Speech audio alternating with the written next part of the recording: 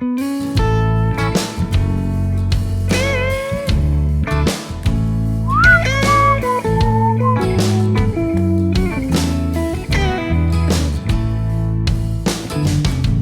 these Biloxi blues, it happens every night.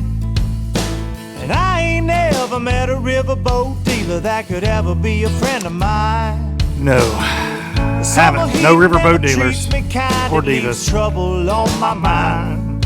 So I'm bidding farewell, putting in my notice, and I'll see you at another time. Sing it if you know it, guys. This highway does not know my name, and I don't care. No, I don't care. Headed my way for another place, and I got three See that? tires and a spare. 3. Right here. Just a white line gypsy getting out of Mississippi with just enough gas to get there. Low budget live, not so live from the Low Budget Live Bar and Grill here in beautiful southern Middle Tennessee. And you may be saying to yourself, this is, if you're watching on YouTube, this does not look like the Bar and Grill. And if you missed the super sneaky surprise, almost too sneaky, Thursday LBL from this past week, you missed your first glance at this new little corner of the Bar and Grill that we're working with.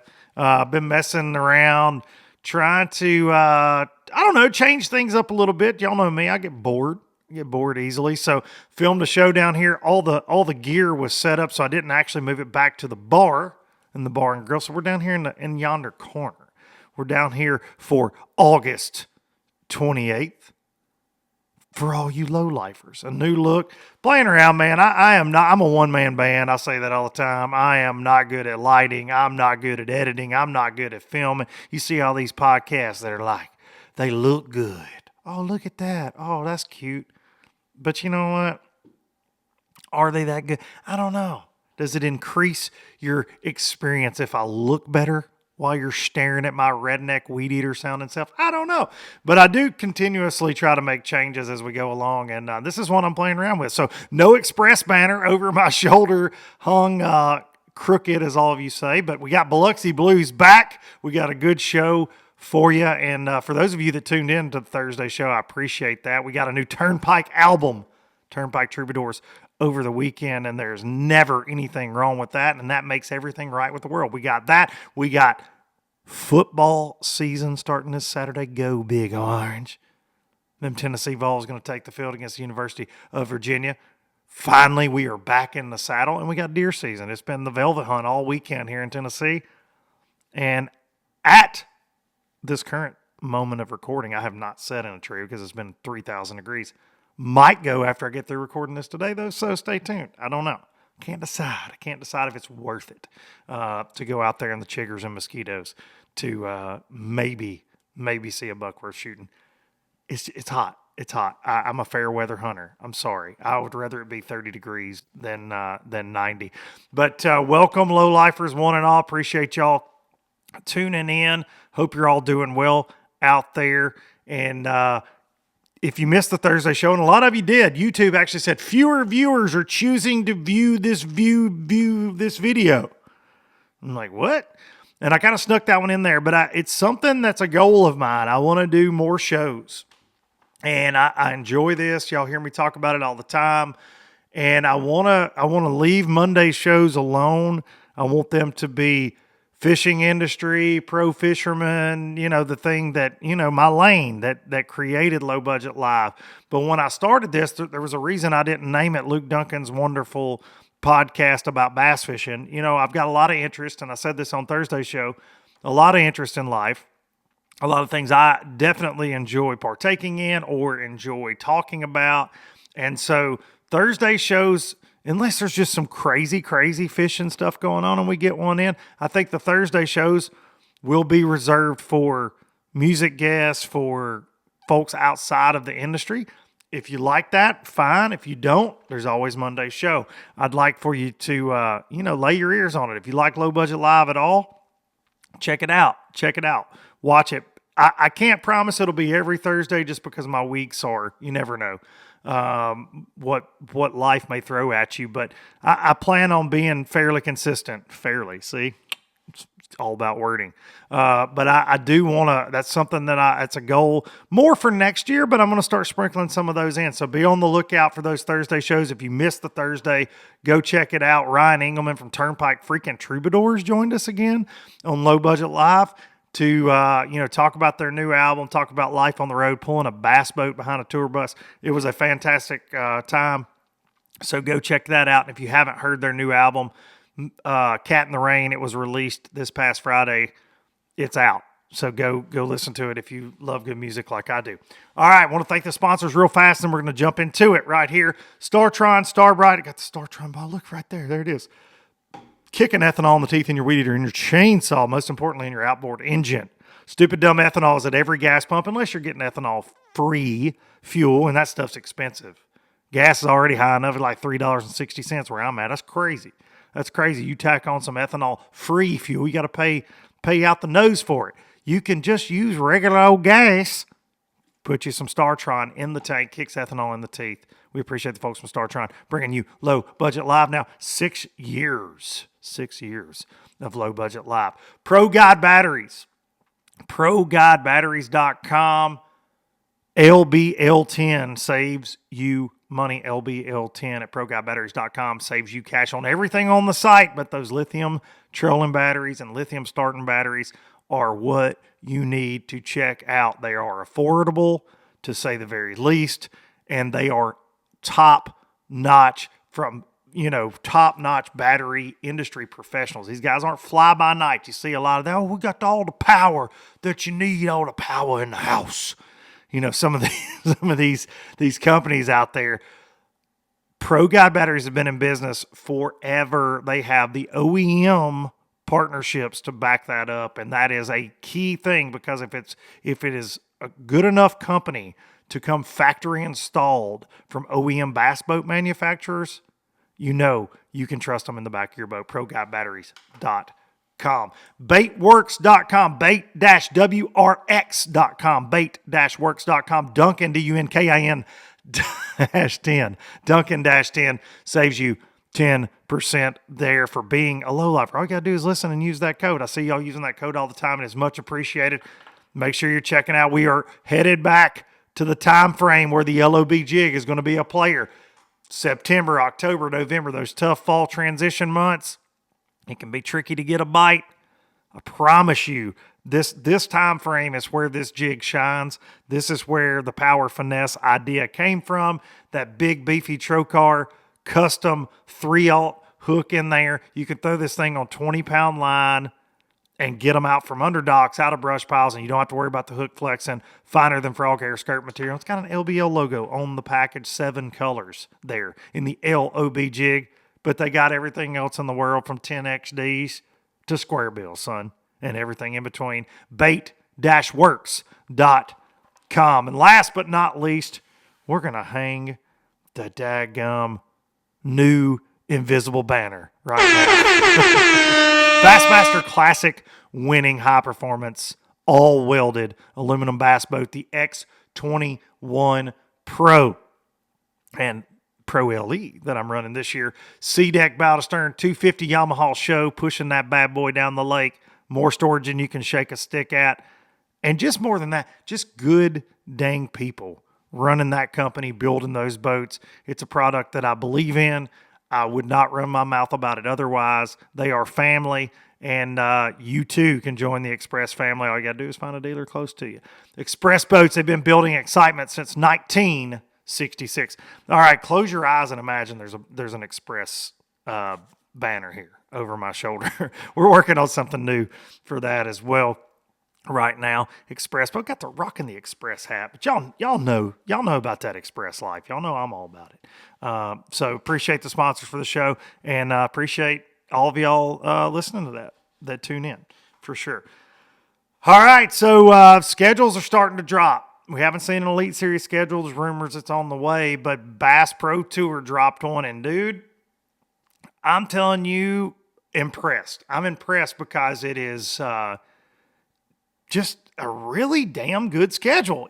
And I'm basing that on, I don't know a lot about some of the lakes, but man, and rivers they're going to, but just a total shakeup. And I like the imagination there. That's something I've always said about NPFL. I like some of the lakes they go to that other people haven't gone to. And I think, and I'm going to call it the Cowan River in North Carolina. I'm not sure. It's Chowan. You could call it the Chowan, and maybe that's what it's called. I don't know. That's North Carolina. They a little like Tennessee. They may call it like they see it. But I'm assuming that's a tidal fishery. I don't know anything about that place, anything. But they're going there and the James River back-to-back tidal fisheries. Very cool schedule. Starting at Toledo Bend really early in the year. They're going to smash there.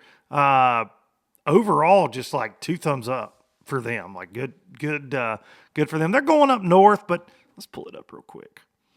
They're going up north, but it's not that northern swing that we're seeing all the time. And I hate to be like a lot of the Mom's Basement crew, but I do these northern swings, man, with live scope. It is getting more difficult to watch at times. You know, I love learning. I threw that out there to y'all last week, and a lot of people were like, I just can't. It's like watching paint dry, and I get it. I've fished up there enough that I appreciate what they're doing and what they accomplish when they go up north. So I do watch it for that. But Toledo Bend, going back to the schedule, Toledo Bend, January 30th through February 4th. Could be cold, but they will crush. Santee Cooper in late February. So that's, probably not going to be a sight fishing event. As much as some of those guys probably wish it was a sight fishing event. We all know how some of those guys handle sight fishing events. Helps them all the way. Then they go Dale Hollow, April 9th through the 14th. That's a freaking hidden gem. Lake Eufaula, Oklahoma, April 30th. Then Heavy Hitters is going to be on the Kissimmee chain in May. That'll be a slugfest. Then you got this, what I'm calling the Cowan River. Y'all hit me up in the comments. It's Chow. I don't want to say Chowan, and then that not be correct. June 4th through the 9th, then they go to the James River, then they end on the St. Lawrence River, August 6th through the 11th. So they do have they only really, one pure northern smallmouth deal in there. It's a cool schedule, man. It's a really cool schedule. It's going to be interesting to see how it plays out. The Invitationals released theirs as well, and for the Rest in Peace FLW Tour, Tackle Warehouse Invitationals. They were going to West Point Lake on there. It was kind of a throwback, somewhere that nobody's visited in a long time. Hell, I think I fished one of the last big events that was on West Point. It's cool fishery. So hats off to Bass Pro Tour. I think that's a ridiculously unique and going at different times of year to some famed fisheries, but that one's gonna be a wild one to watch. There'll be a lot of big ones, and they're avoiding the damn spawn like the plague, I feel like. I don't blame them. Nobody sight fishes. They may have a new rule about bed fishing. They probably need it now. My mic went out a little bit right there. Good schedule though. Elite Series at St. Lawrence. Last week I gotta apologize, and y'all called me out on it. At time of recording, they still had Brandon Cobb on Bassmaster.com leading Kyle Welcher. Obviously, that wasn't the case, and obviously, we got to say a big congrats to our buddy Kyle Welcher. We had him on just a little earlier this year talking about the northern swing and surviving that as a southern angler. He has done that tenfold. So, congrats to Kyle on Angler of the Year. And as I'm recording this, let it be known the Elite is not finished yet. And this is Sunday afternoon, still not finished. And Kyle had mechanical issues. He ended up borrowing Justin Atkins' boat. It cracked me up because Zona was like, this is the Mercury move of the day. And he was getting in Justin's boat with the Yamaha show because his Mercury was giving him fits. It's the Mercury move of the day, all right. Right to a Yami haul. It made me laugh, but contractual obligations, I get it when you're doing live. But I laughed. At this is the Mercury move of the day is a class act gesture from Justin Atkins. And at recording time, let's see. Let's just look. Let's just look at the old bass track real quick here. When y'all are listening to this, none of this will even matter. But I just wanted to see if Welcher got his crap together. He's only got 2 fish at time of recording, but crazy chaotic day, but Kyle wins AOI. Congrats to Kyle. Super good dude. Very analytical fisherman. I've had him on the show a couple times. Go back and listen to that episode from earlier this year when he was in the AOY race early on. I think they were fixing to head to Sabine, and we're talking about that northern swing. But interesting to see how it all played out, and congrats to him and his wife. It's really cool to see. A lot of new faces up there, man. I've talked about that to death this year, but a lot of new blood, new faces in the industry for damn sure. The brutal reality of pro fishing showing its head. A lot of guys not going to requalify for the Elite Series. There'll be a list sooner than later. There were guys that had a great event and were able to keep their hopes alive, but there's a lot of boys that aren't coming back. So it's brutal, man. And what are your options? It's like if you get booted from BPT, what are your options? You get booted from the Elite, you got to fight back through those dadgum opens, and that's not easy to do, bass fishing purgatory. So my hat's off to y'all. Hopefully we can get a couple on that didn't requalify. I think that's an interesting conversation to have. What are you looking at now? Especially some guys that have been out there for a while. Once that list comes out, we will try to do that for sure. But congrats to everybody there. It's a 2-man race between old Coach Walters and Chris Johnson as I record this, and we'll see how that plays out. And by the time y'all listen to this, obviously you will know. All right, we're going to get the sauce. We got a little double trouble today, but we're going to get the sauce presented by the W Sauce, America's Worcestershire sauce, and they're making that new breakfast sauce that is delicious on everything from hash browns to eggs. Right there, you can find it at a lot of grocery stores. You can get it online, the W Sauce. And how perfect is it that we are getting the sauce presented by the W Sauce from someone that goes by the W and someone else that goes by a couple letters. We're doing a double trouble interview today. Ladies and gentlemen, these guys combined for over $3 million in bass fishing earnings. They are absolutely two of my favorite humans on planet Earth, two of my brothers, and two members of what we used to call the Tennessee Three, baby. Ladies and gentlemen, the W, Wesley Strader and BK Brad Knight.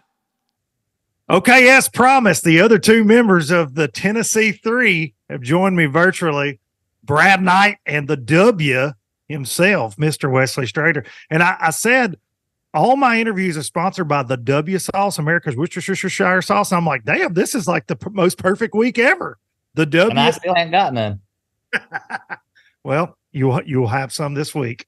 I'll make you a deal. I'll send the guests. So thank y'all for taking time out of your busy schedules to do this. Got business Brad there. He was at his computer. He's moved where he's going to sit for this interview a few times, and the W just happened to be in front of these trophies. Right? Yeah, he just propped up just right over his shoulder.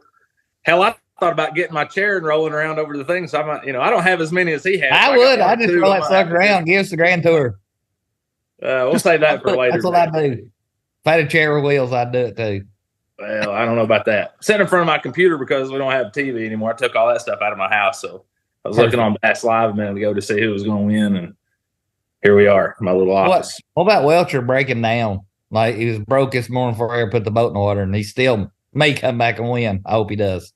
He's in Justin's boat. Did y'all see that? Yeah, I watched Justin bring his boat. I didn't follow along with it. So once it goes to my bass fishing coverage now, I look on day 4 to see who wins or the final day or whatever, because I can't keep up with everything throughout the week hardly. So just follow the final days. Too busy. So I set this up really for the past few weeks. I've been reminiscing. I text you, BK. I was out in Hot Springs for the Express dealer meeting a few weeks ago, and the arena was empty. We were in the convention center, and I walked out there and I sent you a picture. I said, hey, I know a guy that his life changed pretty dramatically right here a few years ago. And then you made a post this week about winning that 8 years ago. And I saw you shared it and was commenting, and I shared it. And I'm like, that time frame in bass fishing was unbelievable. First of all, for us, I mean, as friends, that was some of the greatest times of my life. But I saw Wes, you commented. I saw guys like John Murray comment. I saw a lot of fans comment like, hey, will we ever get back there? And what I mean by that is obviously from a payout level, from an excitement level with the with the big championship. Of course, the cup's gone away, but we got Red Crest and you still got the classic, but they don't pay what those cups used to pay. And I just thought it'd be fun to get in here and talk about really how everything's changed a lot dramatically, all of us, and just the industry. And Wes, you know better than anybody with all your years with FLW within that organization, though that wild ride when it was the Irwin Jacobs era, where we first saw wrap boats for the first time. I think so many people don't realize what it was like back then compared to now. I mean, don't get me wrong, the sport has grown, but I had one before it was wrapped. I actually had a Fujifilm Ranger that was painted lime green, yellow, and white. Unbelievable. You talking about hard to get rid of? Did you sell Hard it? to get rid of. I mean, I actually saw that boat at Fisherman's headquarters in Benton, Kentucky, I was up there for something. Me and you were together. We were going. It was my boat. It was my boat they had changed. They'd put a Yamaha motor on it, but I knew it was my boat. I'm like, hey, where'd you get that at? And he told me where it bought it at. And he was actually like I think he was a youth minister, a youth pastor, or something like that. And he ended up. Don't know what happened after that, but he's trying to sell it. So I wanted to buy it so bad, but I just couldn't make myself buy it. So, but it was nice to see that thing. Like, yeah, I remember those days. So I kind of miss those days myself. You know, no this looking down and all that. Just going fishing. You know what I mean? Just fishing, not staring. I said that too before I got y'all on. The BPT schedule next year sets up for. I mean, it's going to be different. You got a couple rivers in there. That's some W water in there. Look like to me and there's no sight fishing events really. And I mean, I can't imagine. What? They're definitely not going to smallmouth land when there's. They're going to start in where I didn't see that fish. I wasn't looking at that. Shut up. Let's don't start on that because that gets me bent sideways. Oh, don't think I don't need any more bending. You know what I mean? Let's just steer away from that. There's a lot of people gets bent over that too. So the year of the no look. Oh, just Stevie Wonder out there. Hey, wait a minute. Wait.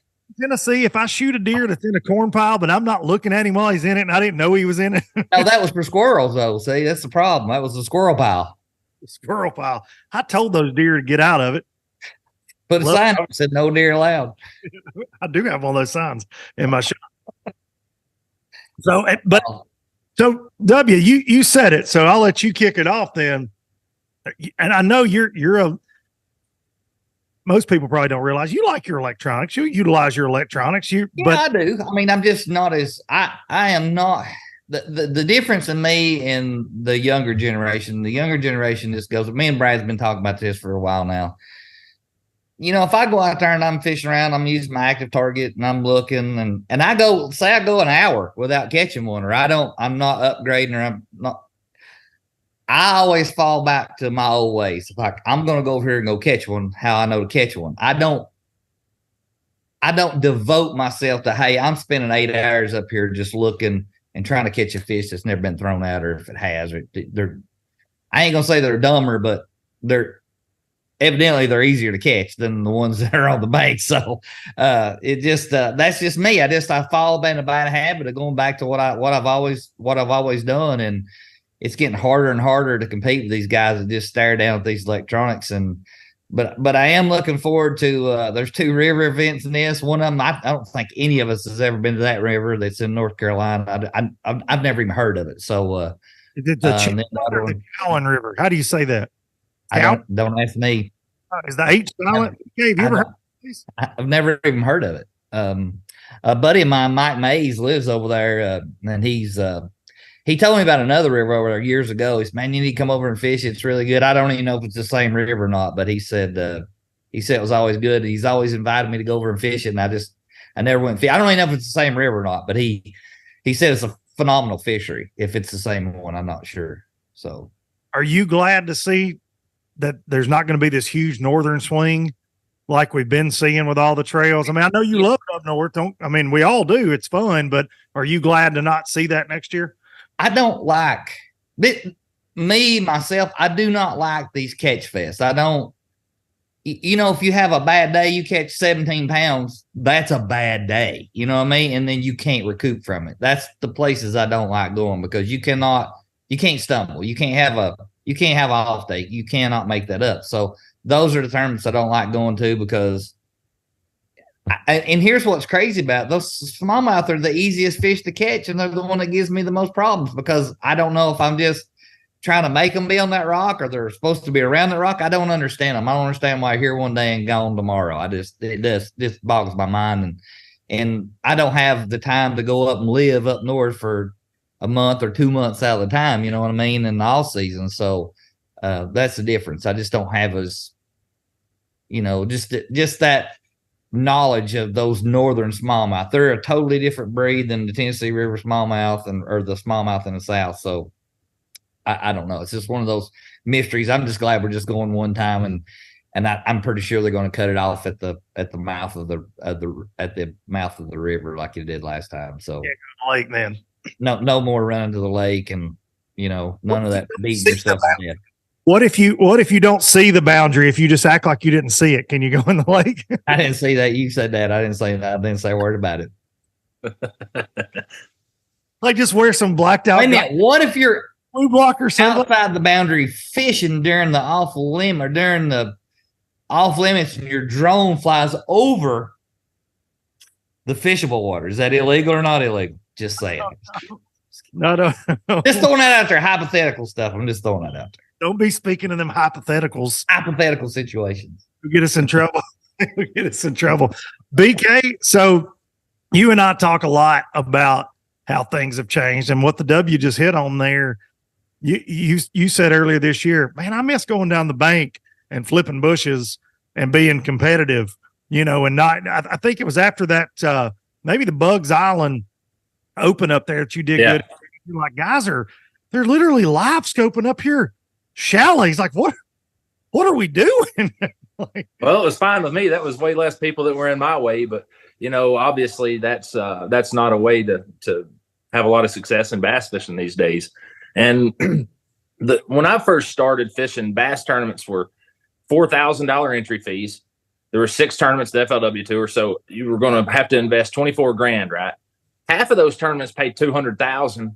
Half of them were $100,000 per second. The championship was $1 million. So one thing about, like, we kind of get back to what's changed, like, about my post, it wasn't like my championship win was the bar, right? A couple of years prior to that, we watched our good friend Scott Suggs, right? $1 million. So we're 50% reduced from where I'm at. So it was already on that trajectory south. We survived the 08 stuff. I kind of got in at the peak, really. Like 08 was my rookie year. Everybody knew about the recession stuff then, but I was like in my mid-20s, freshly married. I was working a couple of jobs, just hustling, trying to make a fishing business. And we were broke anyway, so it didn't matter. We never felt any recession stuff. So it was just, we just rolled. So we were broke, trust me. But regardless, what you could say as a young guy or a high school or college angler, the sky was the limit at that point in time. So we hadn't seen the peak. And unfortunately, I think for the near future I don't know if we'll ever say that, the next 10 or 15 years, who knows what's going to happen. But for the immediate future, we've obviously seen the peak. And that's kind of the sad thing for the young guys that are getting into the sport now, or just anybody, a 40-year-old guy that's getting into the sport is what, you've seen the ceiling now. It is what it is. So, it's a tough way to go, but it's still accessible, obviously a way to make a living. You see, Wesley and myself are still doing it, different levels. But you're just going to have to find some different channels and different avenues besides just tournament bass fishing, like what I, really want to do. I never got into it to make a YouTube channel or to make a big social media guy. I just wanted to be an old bass fisherman that just weighed in some fish and it was all about fishing for me. And, we kind of seen that tide shift, and that's kind of shifted kind of away from the tournament scene. And I just don't feel like nowadays the value for a tournament full-time bass fisherman is there, because there's so much access for information.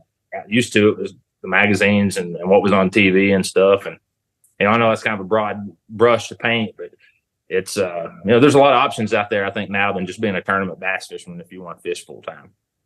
Yeah, the thing I was thinking about the other day, this is mind boggling. Do you know we've been fishing for $100,000 first place since 1997? It hasn't went up. Entry fees it started out at, when I started, it was $1,250. Was that like 1964 when you started? Absolutely not. As before Ranger Boats was in existence, pre 1968. So anyway, but that's the thing that bogs your mind. I mean, yeah, the payouts are good, but if you don't, I mean, if in a Bass Pro Tour, if you top 10, you're going to make some money. But other than that, you get a 10 grand check, but you got $5 grand just in entry fees invested. You know what I'm saying? And that's not travel. So if you have a good week, you might make $2,000, maybe $2,000. What? In my year, I made zero. So worth it. So yeah, I don't understand how everything, the entry fees has went up, the payouts has went down. It's mind boggling. I mean, I'm not complaining. Don't get me wrong. I love my life and I love my job, and I wouldn't trade it for nothing. But it just makes you sit wondering, like, how can you pay $100,000 in 1997, but you're still paying $100,000, 26 years later? You know what I'm saying? Or that's crazy. Or 26 years later, you're paying the same first place price. Well, I think it's done this, and then the most interesting thing too is when we saw the spike, and we did see some of those FLWs pay a couple $100,000, through a little time frame there. What would be like the last tournament of the year, the Opens or whatever they would call them? They actually had two that have the Walmart Open and the Chevrolet Open, or the Chevrolet, whatever it was. And usually the first place was 200. The Walmart Open was always at Beaver Lake. It's 200,000 first place. Second place was 100,000. And they would do the Chevy, whatever it was, the Chevy. I can't even remember what they call it, but it'd be 200,000 first place, 100,000 second place. So, I just, I don't know. I don't, that's all above me. I just don't understand, just makes you sit and wonder, like, same amount of first place is the same as it was in 1996. It's incredible. And when we saw that spike in the big championship payouts, in particular on the FLW side, it was all non-endemic driven. It wasn't the industry backing. Yeah, it wasn't the fishing industry. Right. It was. That's the thing. And that's something Brad and I talk about a lot too, is it's amazing that we have to rely outside of the industry, and fishing is $1 billion industry, right? I mean, it is, these companies are making money, but to go back to what Brad said, there's so many different avenues though, where a company can spend their money now, other than just with tournament fishermen, across the board, whether that's an influencer on a TikTok channel that's never fished a tournament in his life, or a YouTube guy or whatever. We're seeing that, and it really started a few years ago, and I've talked about it a lot on the show, but it really started a few years ago. But now the fishing industry, the pie is split up so many different ways, when used to, you wanted to be on the back of the guy. You wanted Wesley Strader. You wanted Kevin Van Dam. You wanted Andy Morgan and Brad Knight. You wanted those guys using your products because those were the only people that were really sought after for getting information on how they caught them, what techniques they use all over the country. How do you break it down? Everywhere we go, as Chris Jones said. But those were the guys, man. And now you've got it. It's wide open. Like it is truly open season. And I just wondered, does the fishing industry ever go, you know what? I'm tired of seeing these payouts the way it is. I want to do X amount more for bass or MLF or whatever. Or does it take another big non-endemic surge like we saw Irwin do with the Walmart years, It takes people quit paying entry fees at the start of the year. Period. End of story. It's a business, guys. I mean, like, here's the thing, and I've talked about, and I've gotten a little bit of heat about this. I mentioned on your show. Here's what you always hear about bass fishing. Bass fishing's an unbelievable sport.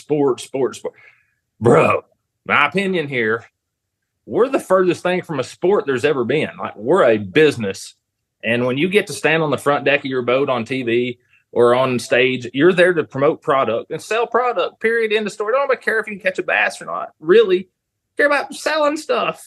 That's all that matters. This is a business to move product, period. That's all it's about. So as long as they have other ways to generate sales, and they don't really need you.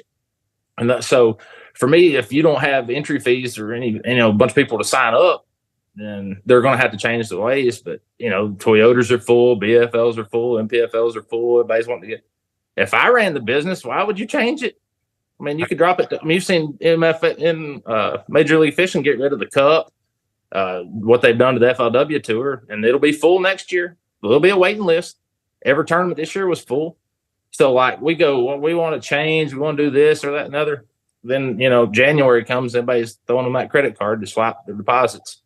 And I'm not saying you should, or I'm not calling for any boy, whatever, but that's what, until nobody signs up. And why would you change? Why, if you're a tournament organization, you're making money hand over fist from anglers because we're the customers here, would you ever deviate from something to make less profit as in a business sense? Why? I don't understand. Well, that's what people gripe about the payouts and the opens. They're like, man, these opens don't pay what they should. And then right. Waiting list. I'm like, well, I mean, right. Oh, that 9 tournaments. Everybody's going to sign up for 9 tournaments. This is the worst thing ever happened to the opens. There's 250 at the first one and 47 on the waiting list trying to get in all. I mean, I'm like, same with the choice. 350 boats. I mean, it's insane to see. Yep. And like you said, the FLW Tour has changed to the invitationals where it's at now, but they're still full. And going to be full next year. Every league will, and that's the thing, right? So that's that was probably the genius behind the high school and the college fishing and bringing that stuff up. You got to have customers, so raise the price a little bit. Pretty much it's like everything in the world. Everybody's got to have a customer. If you don't have a customer, you can't sell goods, period.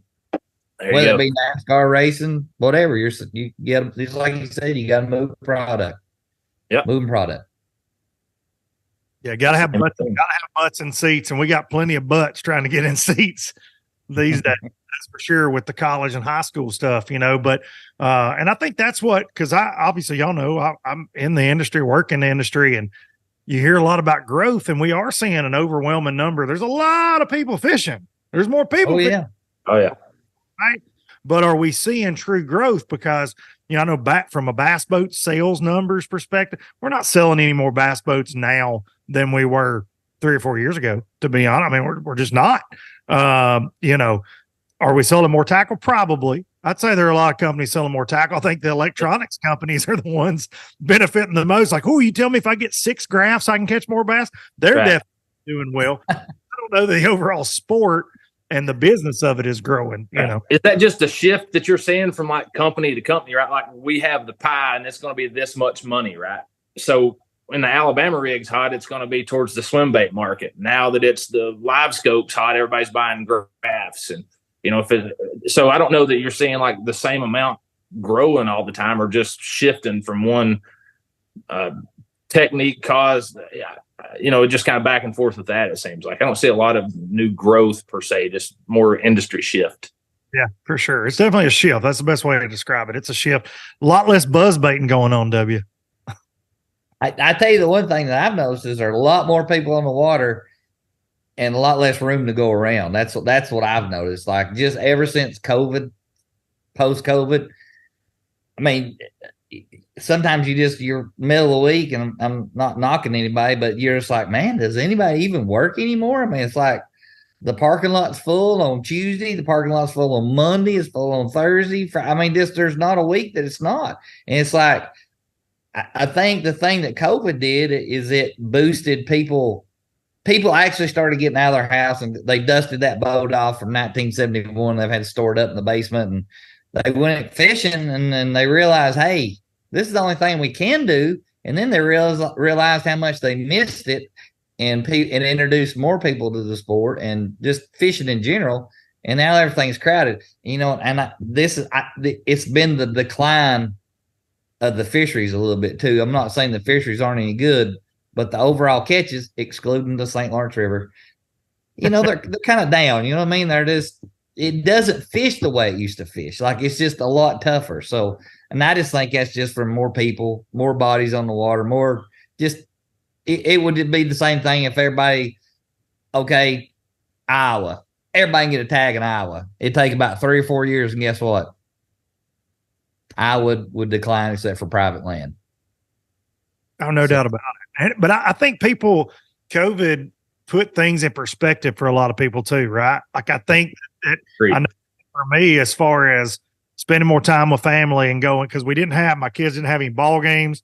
They didn't have anything going on. I wasn't traveling like I always travel. And we got to have dinner at the kitchen table together 7 times straight if we wanted to. And we've never been able to do that ever. Right. And I think for me, and you focus on what's important. And I think, like you're saying, W, people are like, oh my gosh, I miss this. I used to do this with my dad. Now I'm taking my kids, and boat sales did spike for a couple of years there. And I know tackle sales, kayak sales, for sure. People were just getting on the water any way they can. But there's a couple little lakes here at the house. You could see that year the fish changing. You could see it. You could feel it. And I can remember even talking to a guy like Mark Zona about St. Clair. He's like, buddy, Canadian side was closed.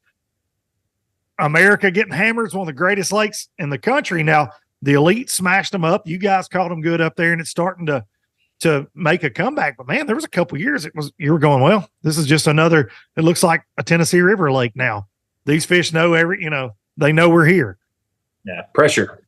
Yeah, that's right. Pressure. That's it. Pressure. And here's another thing too, is it's the information that the average guy has now. That's another thing that's when I very first started, there weren't that many people that knew really a lot about really good bass fishing. And the guys that did know didn't want to tell anybody else about it. So now we've had this information overload. Like if you wanted to go fish a springtime tournament at Gunnersville, let's say, and you don't know much about bass fishing, hardly at all, and you've got a spring break, you want to take your kids down, but 5 hours on YouTube, you can know what to throw, where to throw it at. And there's so much of that, I think, for that common average guy can go get all the information, get all the tackle ordered to his house, and be ready for a trip like that and be able to go fish at a high level now. And I think that has a lot to do with it too. Oh, yeah, there's no learning curve. The learning curve is so small now. It's what it took me, Brad, took us years to figure out. They figure it out with one click of a video. Watch one video. Yeah, we gave away a lot of stuff, and I'm just talking the fishing, industry in general. Gave away a lot of stuff on YouTube, earlier in our careers for content, and that was kind of the growth, social media, and all that stuff. So it was, there's a lot of really good information. No secrets, really, no secret locations. You got to kind of get out there and figure it out that day. What do y'all think about? Have y'all seen this deal?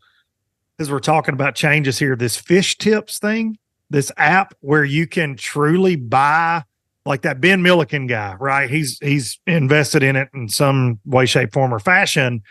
And after he was down here at Wheeler in the Open, hey, you can buy my top 10 spots from Wheeler Lake. Here are the waypoints through this app.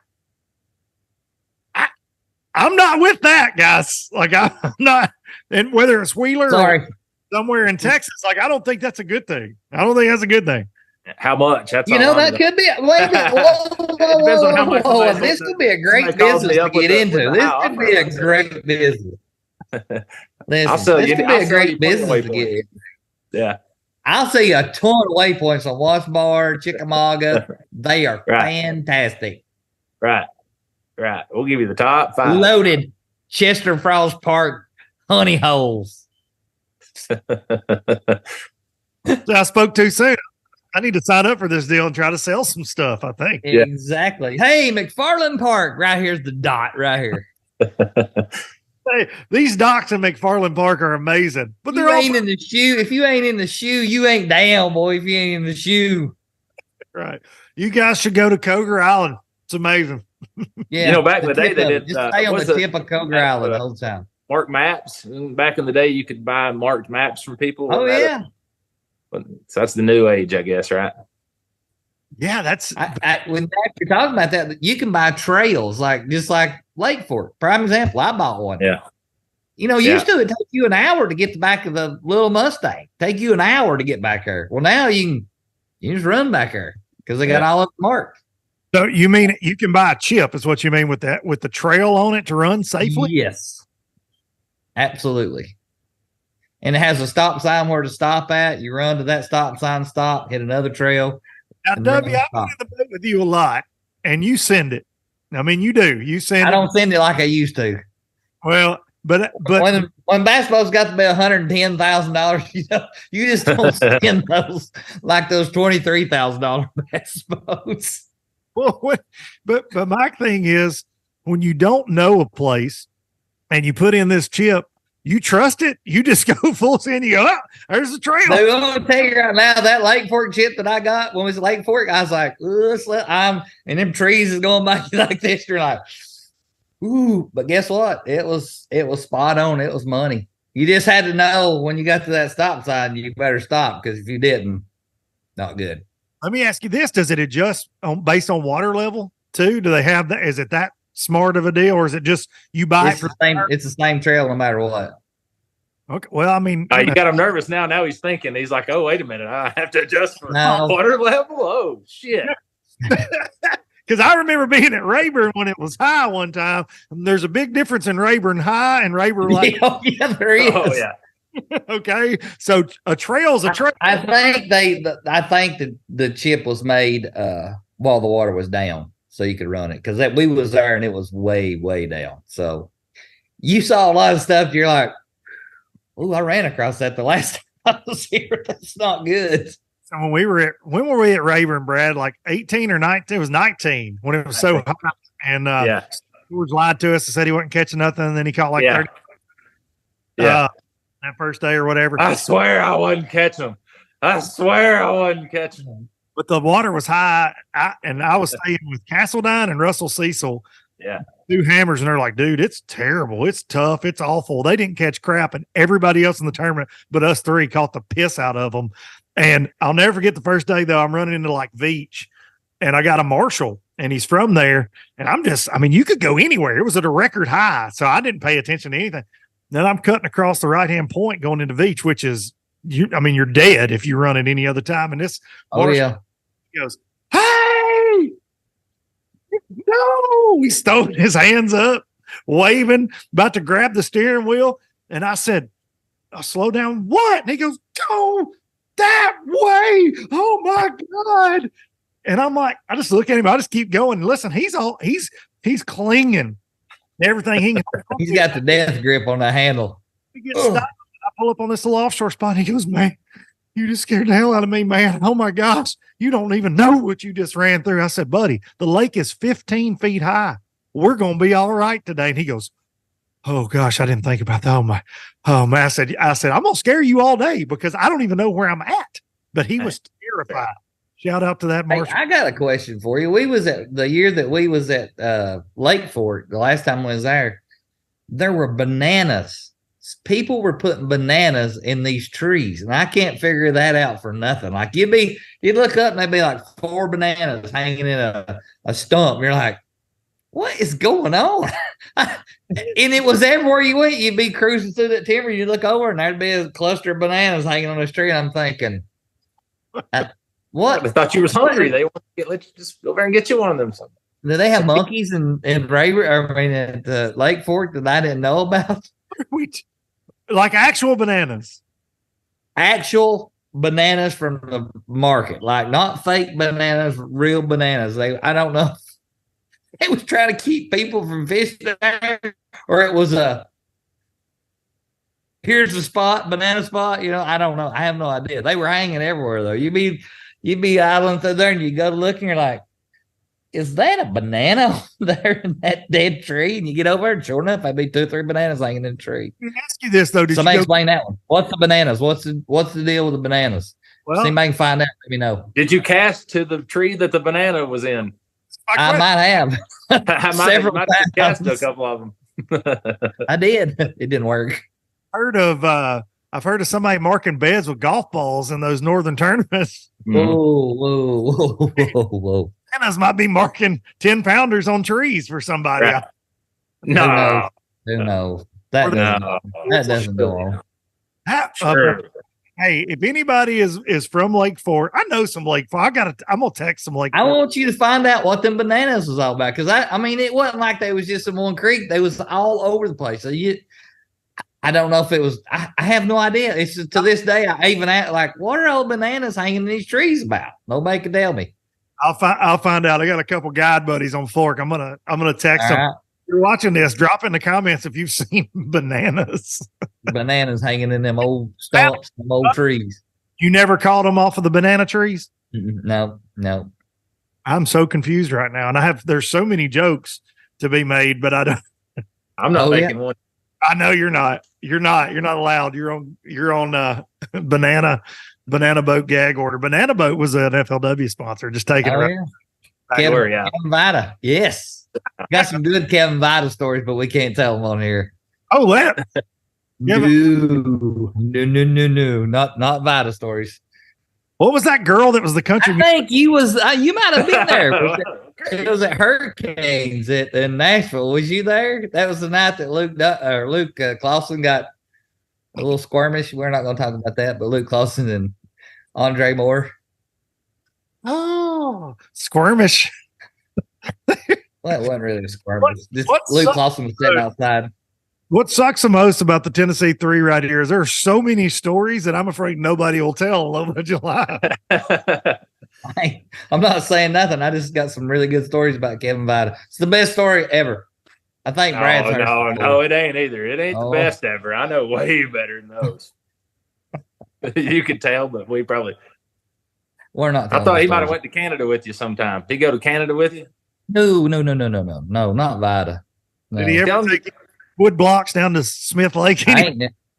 What now? Wood 2x4. Hey, you ever listen to what about John Denver down in Alabama? down at some place called Wesley's. Oh yeah. Well, that was no. Yeah. Hey. I was like, where's he going? Then yeah. Yeah. Hey, hey. That one. Yeah. Whoa, man. Whoa. Oh, those are good times. That was weird, but it was good times. That's a weird place to be. List from that night. Not on it. I'll tell that one at a later time. Yeah. We'll save that one for the future. Right? Yeah, I listen to one of the weirdest things. All I'm going to say is Wesley's. It was between day 1 and day 2 of the Bass Open. We didn't get much sleep that night, and and I missed the top 10 FLW company vehicles drove us off. We were chauffeured by the FLW company ride the whole week. We had an Uber. Yeah. Hey, he's a Bassmaster guy now. He's a big Bassmaster Open winner now. Hey, he won that tournament. He won that actual tournament. Yeah, he won that one on the co-side, didn't he? Yeah, and I told him he was going to win it in the park. No, that was the year before. That was a different year. Oh, was that different same year? Lake? I thought that was same lake year later. Oh yeah. I was a year later. Sorry, I thought it was the same year. No, he won in the spring. We were there for the fall. We were there in like one of those September opens, like where you really don't want to be there. You really don't want to be there at all. So get a bite. We really weren't. Those there. are my favorite ones. The ones that's hard to get a bite. Those are my favorite ones. I was going to ask you that, Wes. Talking about schedules, and I know the answer, but for the low lifers at home, you'd rather see them kind of dip into the fall with the schedule and come back down south for their old grinders, wouldn't you? I like those. I like those 12-pound a day derbies. I like those. Those are the ones that you really, before live scope. I don't know if that even counts anymore, live scope, but or active target or forward facing sonar, whatever you want to call it. But I enjoyed those. If you can just figure a little bit. I mean, Brad's getting ready to fish one here in September. It's going to be a little old grinder, and it's just if you can figure one little thing out to get that one bait or that one piece of structure or cover or whatever it is, if you can just figure that one little deal out to get just those 4 or 5 or 6 bites a day, that's the big difference in the fall. It's sometimes it's great in the fall, sometimes it's just super, super tough in the fall. So it's just and it's a day by day deal too. So I really I ain't gonna lie, I miss the Beaver Lake days. I do. I miss the Beaver Lake tournaments. I miss I caught 12 pounds a day and I'm in the top 10. Those are the days I miss right there. Think about beaver now, though. If you went back with all the timber and live scope, it'd just be a totally different ball game. Yeah, unless you went there in August. August or September. Yeah. Might be different. I know Brad don't want to fish in the fall because he's got things to kill. Hey, I'm like Wes. We grew up kind of fishing the same way, doing the same stuff, and dude, I love those tournaments. You know, it was kind of when the Forrest Wood Cups kind of were in that time of the year and kind of set up good for me. It's a mental battle more than anything, and this is going to be used to now. I don't know that you have tough tournaments. I don't think that like the old tough fall events are going to be night and day different with live scope and forward facing sonar, but. I love those grinder deals like what Wes is talking about, where it's just tough. It changes every day. You just figure a little something out and you can kind of run with it and kind of fish a little bit hard headed. But the other swing of that is you can also, I mean, it swings to the negative just as hard. Where like you get a good one or two first thing in the morning, and you're like, you know what, screw it, I'm going to let it all hang out today, and I'm going to just power fish or do whatever, and then you weigh those same two in at the end of the day, and then there you are.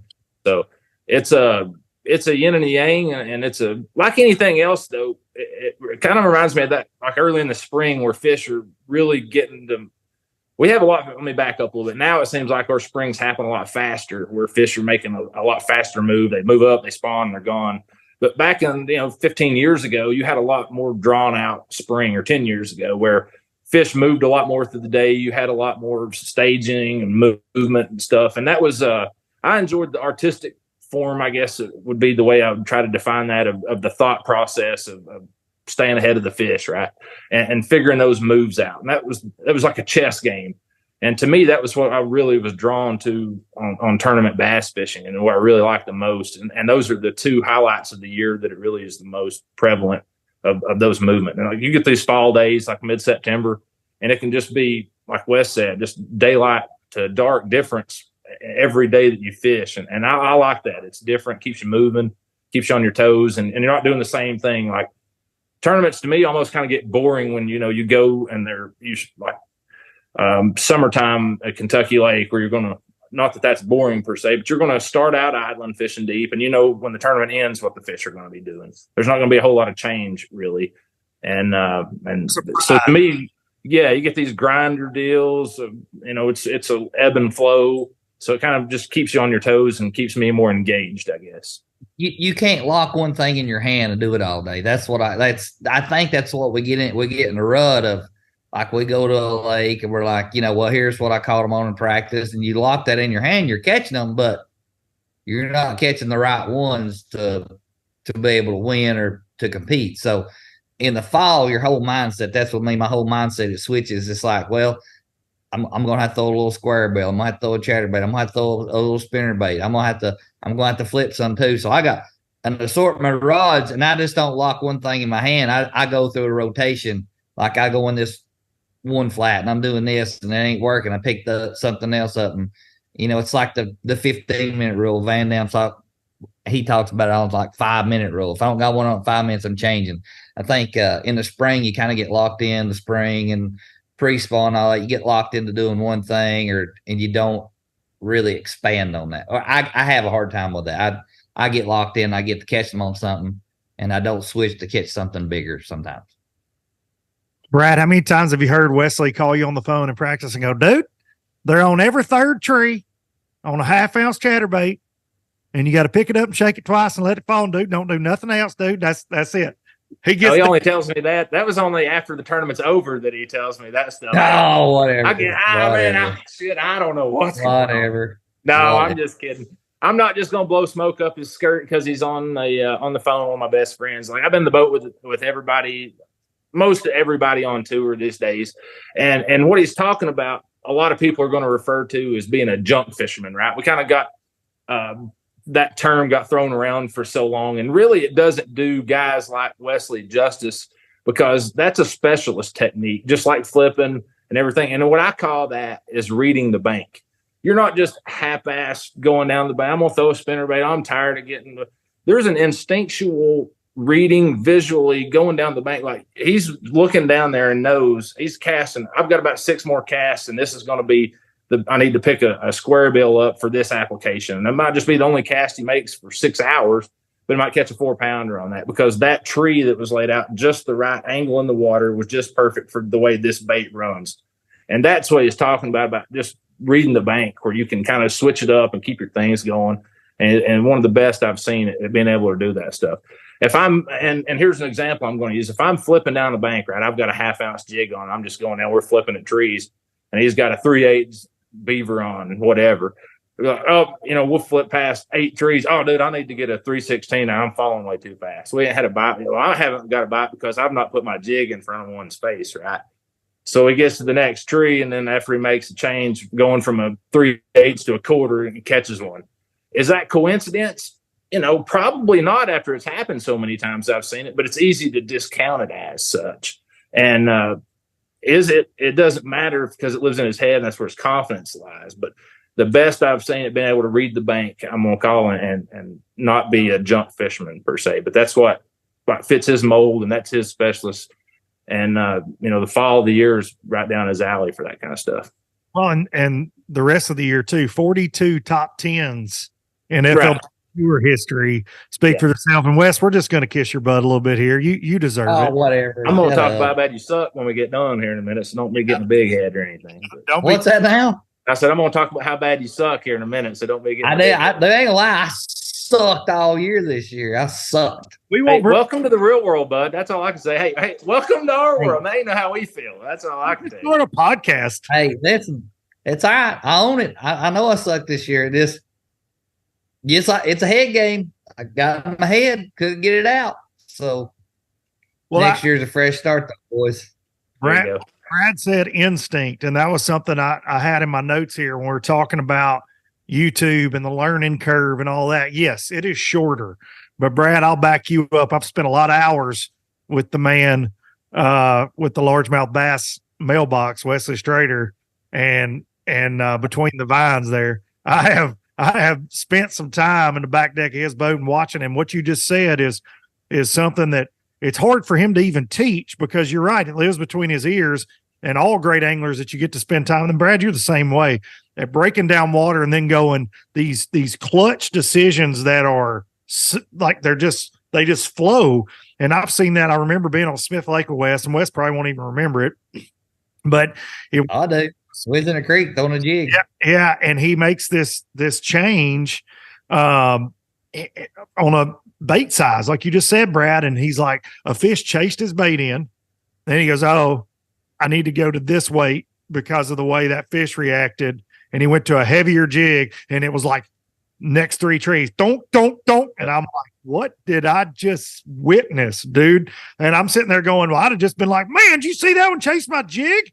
Damn, he almost got it. And I'd have just kept throwing my jig thinking, well, they want a jig, but maybe I need to swim it or what. And watching him though, just go. And there was another time I was on, I forget where we were at, Wes, in this one, but you were talking about a certain, and I'm not even gonna say it on here because it's so juicy in my opinion, but there was a certain type tree, and you said, there'll be one in that one. There won't be any in these, but it'll be in that tree. It was yeah, you know exactly what it is. I know exactly where we was at. I know exactly where we was at. But I do too. I think it's coming back to me. But I'm sneakier than that though. But it's this bank full of trees, and he goes, that one's gonna have the bite in it. Trust me. And I'm like, I'm still gonna fish these other ones. I don't care what you say. And we get and we don't get a bite, and we get to that one, and he flips his cricket in there, and he goes, don't. And it was in practice, and he goes, told you. And he shook it off. And then you go a little bit further down the bank, and there's another one of those type trees.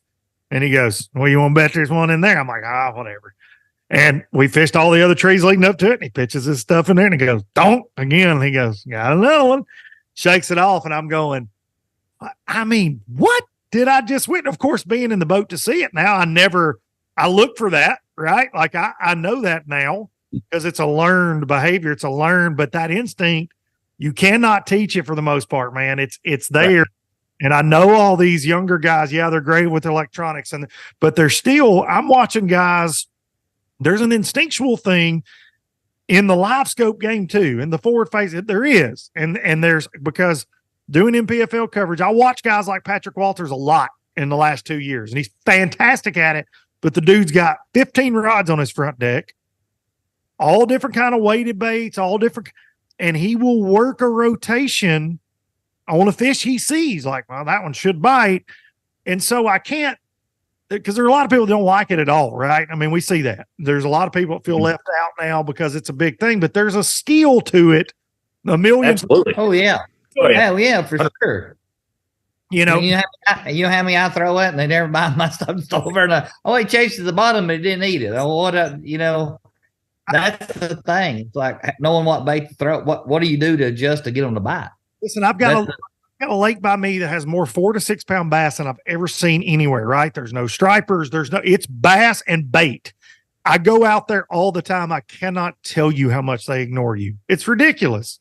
And when they'll fire sometimes, but it's like for people to go, well, if I had that, right. I do that. Everybody, that's kind of the thing, right? Everybody on tour does have it. They do have it. Yes. Everybody's got it. I've got it. Wes got it on his boat, but the same guys are good with it all the time just because that's their special, that hits home for them, right? That lines up with what they understand that better than most. And that's, you see, it's the era where they're running away with it. Will it always be that way? I don't think so. It reminds me a lot of the Alabama rig. We're starting to have those same conversations that we had back when that was a hot topic. And it's kind of following that same path of controversy now. And it just seems like they're in certain parallels or similar parallels to me. Can we just bring the Alabama rig back already to pro? I mean, why wouldn't you? Right? I mean, but whatever. In my opinion, you probably could because they don't bite it like they used to. That's for sure. Well, I mean, we ban a lure, but then forward facing's okay, and I'm all for it, right? Like, obviously, I've got the solution. Let's hear it. We need to have 2 retro tournaments every year. That's where I was going to call this, by the way. Paper map, flasher, no GPS. David Fritz is going to win both of them. Negative, big guy. Depends on if they're in the early spring or or in the. I want in the spring and the fall. We don't want that summer stuff. That's horrible. Yeah, that'd be bad. But no, I'm with you. And you see a cry for that in comments, and I give commenters a hard time on all bass fishing posts because they just lose their minds. They're so passionate either one way or the other, right? But you see that a lot. That's a consistent comment. And I do think the organization that does that first, that says, hey, here we go. We're going old school this week. The rules have changed for this one event. Dude, it'll get watched. But I think what you will see, though, and I think both of y'all agree, same guys will catch them.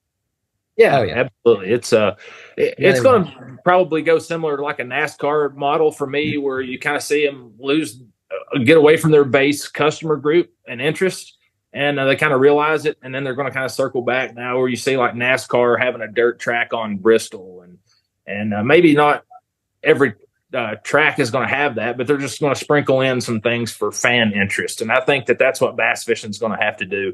And I want to tell a quick story that kind of affects me in that realm of last year. I had a sponsor reach out, and they had just been to a big conference, an outdoor riders conference, about the loss of value of a tournament bass angler due to not having as much engagement with the audience because their backs are showing all the time. They're staring at their screen, and it was a big deal. In the future, these companies are looking at we're getting back into what I was talking about earlier about the business side of it. And how many times did the bass fishing industry watch Kevin Van Dam sit on the front deck of his boat on a nitro, and he's cranking a 6XD, looking back at the camera with another 6-pounder. And boy, these quantum fishing rods really, the KVD cranking rods really hold the big, that kind of stuff, right? Like product, you're competing, but driving product sales. And now you're selling a lot of graphs. And so again, you're seeing the paradigm shift of that stuff to the electronics. But it cost me money. I lost my sponsor. And that was one of the things they were talking about was the loss of value for tournament anglers. And they were refocusing a lot of their monies, and just didn't think that had a impact that it used to. And a lot of that was the engagement on television and social media due to the direct effect of forward-facing sonar. Not saying that's my belief. I had that presented to me. May have just been a good excuse to fire me. I'm cool with that too. But but seriously, it's a topic. I'd like to hear your guys' take on where you see this going for a future. Do we see it go the Alabama rig to where there's an effectiveness loss in a few years, maybe where like fish they feel a beam or feel when the transducer shines on them, and that starts being affecting them differently. Now you're fishing really for a class of fish, most of that haven't been fished for. So what happens when they kind of get pressure now and see that moving forward? Maybe it doesn't change for a long, long time. It's going to be curious and an interesting thing to sit back and watch for the future and see how that unfolds. It's definitely opened some eyes up to like, just like where they was at Champlain where they were at. I mean, dude, like I couldn't believe they was catching them out there in the open water, just rolling around in deep water like that. So I don't. Not one or two of them. I think I saw a clip with Cody Huff on Instagram that Bass put up there, and they were scanning back and forth, and it was like 40 or 50 of them, and they're all big ones. And I'm just like we all saw that stuff with 2D for so many years, and you'd see it all kind of get spaghetti, but you have no concept of really what's below you. And man, that was pretty impressive to see that kind of stuff. Listening to Zona last week at Champlain, blown away. Oh yeah.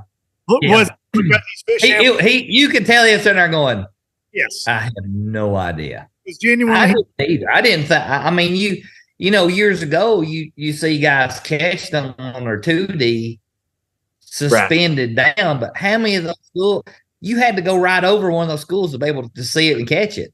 Right. I mean, now you just idling. Okay, there they are over there, and you don't even make a cast now. You just like prime example. Cody Huff just sat down in his boat and just started idling during the tournament. Just started idling. Goes, oh, there they are, shut down. And that was that big group. I think it was one of that big groups that was underneath those alewives or whatever it was up there in Champlain. Just started catching them again. I'm like, wow, it's crazy. Dona said on live, he said, I fished in this area a lot, but we're fishing points or humps, drop offs. And he goes, and you might catch a few and then go, oh, well, they're just not there. He's like, well, of course, there were thousands of them behind us. Right. No idea. And I think that's the cool thing for forward facing for me is what we're learning. I can go down a stretch of docks now and see whether there are fish under those docks or not. Used to, I'd just go and skip my jig. And if they didn't bite it, there's no fish up there. And that still might be the case because they might be out behind me. But used to have a way to freaking look for them suspended in the middle of a dang pocket once boat traffic got up or whatever caused them to leave. But I do think that you keep saying we're fishing for fish we've never fished for, and that's Champlain. I think that's fair to say. But man, when you get down here, whether it's Pickwick, Gunnersville, we are fishing for fish that we fish for a lot. They just might be a little off the river ledge, suspended out, and we're catching fish that used to not want to be messed with. That's why they weren't up there on the ledge, right? They weren't that speed, but we're getting in this weird space where I'm seeing guys. Listen, we're throwing a freaking fuzzy dice on a spinning rod and a hook, like.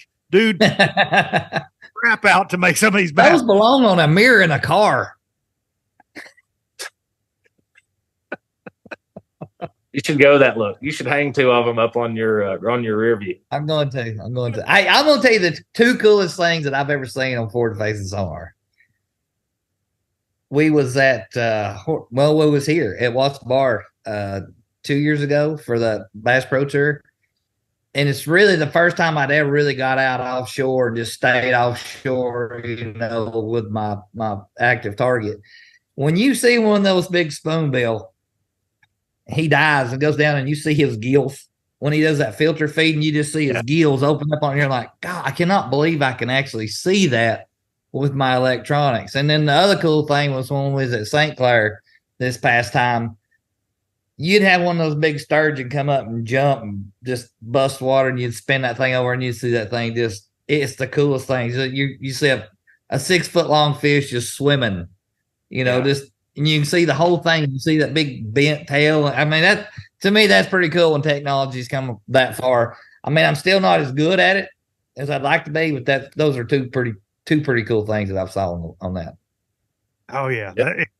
It's neat to watch all the fish, the way they act, where that's catfish. Like I'm finally getting to where I can tell the difference, now a few years in, but it's cool for me. You see gar come up and break and they'll go straight up off the bottom. They look like a toothpick, swimming straight up, like just almost just straight up and down vertical. And then they come up and do their deal, break, and then they go back down. It's really cool to watch that happened. And I know you live on the Tennessee. You fish the Tennessee River a lot in the wintertime. Have you seen skipjack on there? What they do? I've seen them, I know, because I've caught them on a jigging spoon by accident. Well, those skipjack, is amazing how fast they swim in the wintertime. Like you'll be fishing a ball of bait or whatever, panning around, and all of a sudden you'll see 5 or 6, and dude, they're just zooming. You can't even hardly keep up. And you're like, skipjack, and you'll catch one. And you're like, what's a skipjack? Bass just don't swim that fast in the wintertime. They're just zooming. It's pretty. It's fun to me. It's fun. That's the thing about that I like is being able to distinguish species of fish like catfish. A drum shows up different than any other fish. He just looks like a big old giant, big smiley face out there swimming in the water. You know what I mean? So, Ranger. Yeah. Hey, it's National Dog Day, isn't it? We had to make an appearance for Ranger Lee here. I think Yeah, mine's laying on the floor wondering what I'm doing. it's always National something day, but I think it's National Dog Day or Hot Dog Day. I'm not I'll sure. introduce Ranger. Let's say, Yeah, send him to the low Look, light. guys. Everybody, this is my duck dog, Ranger Lee. He's making an appearance in the world. He's ready. He's just mad because it's goose season here in Tennessee next week. He's ready to go. Come to tell Say us. hi, Ranger. Say hi to He going. Ranger. Get out of my lap. You too. You're I actually healing. think it's supposed to be in the lap. Mine are in But the he, Mine are not allowed in the bar and grill. There's too much crap to chew up. They're That's a not- good point. A goose in there, he'd be doing some damage up there in the barn. Goose is that the one that chewed the wall? Is that the one that chewed the wall out when you first moved there to the new place or the steps or something? He chewed something up. Your neighbor's chickens is what he was chewing up. Oh, all the neighbor's chickens. that's Lawrence, a Southern Baptist dog, is it? Yeah, oh yeah, loves it. the Lawrenceburg Love chicken. The Lawrenceburg Police Department brought him back in the back of a squad car while I was at Grand Lake for an FLW tour event. when the conversation opens with your, hang on, let me see if I have this here. Your police, and he's killed 11 chickens. And it was in a neighborhood, and she's like, "Oh, officer, well, I'll just go see them, and we'll take care of it, and we'll pay for the chickens." And he said, "Ma'am, it would be my suggestion to not go talk to these people for." Oh no!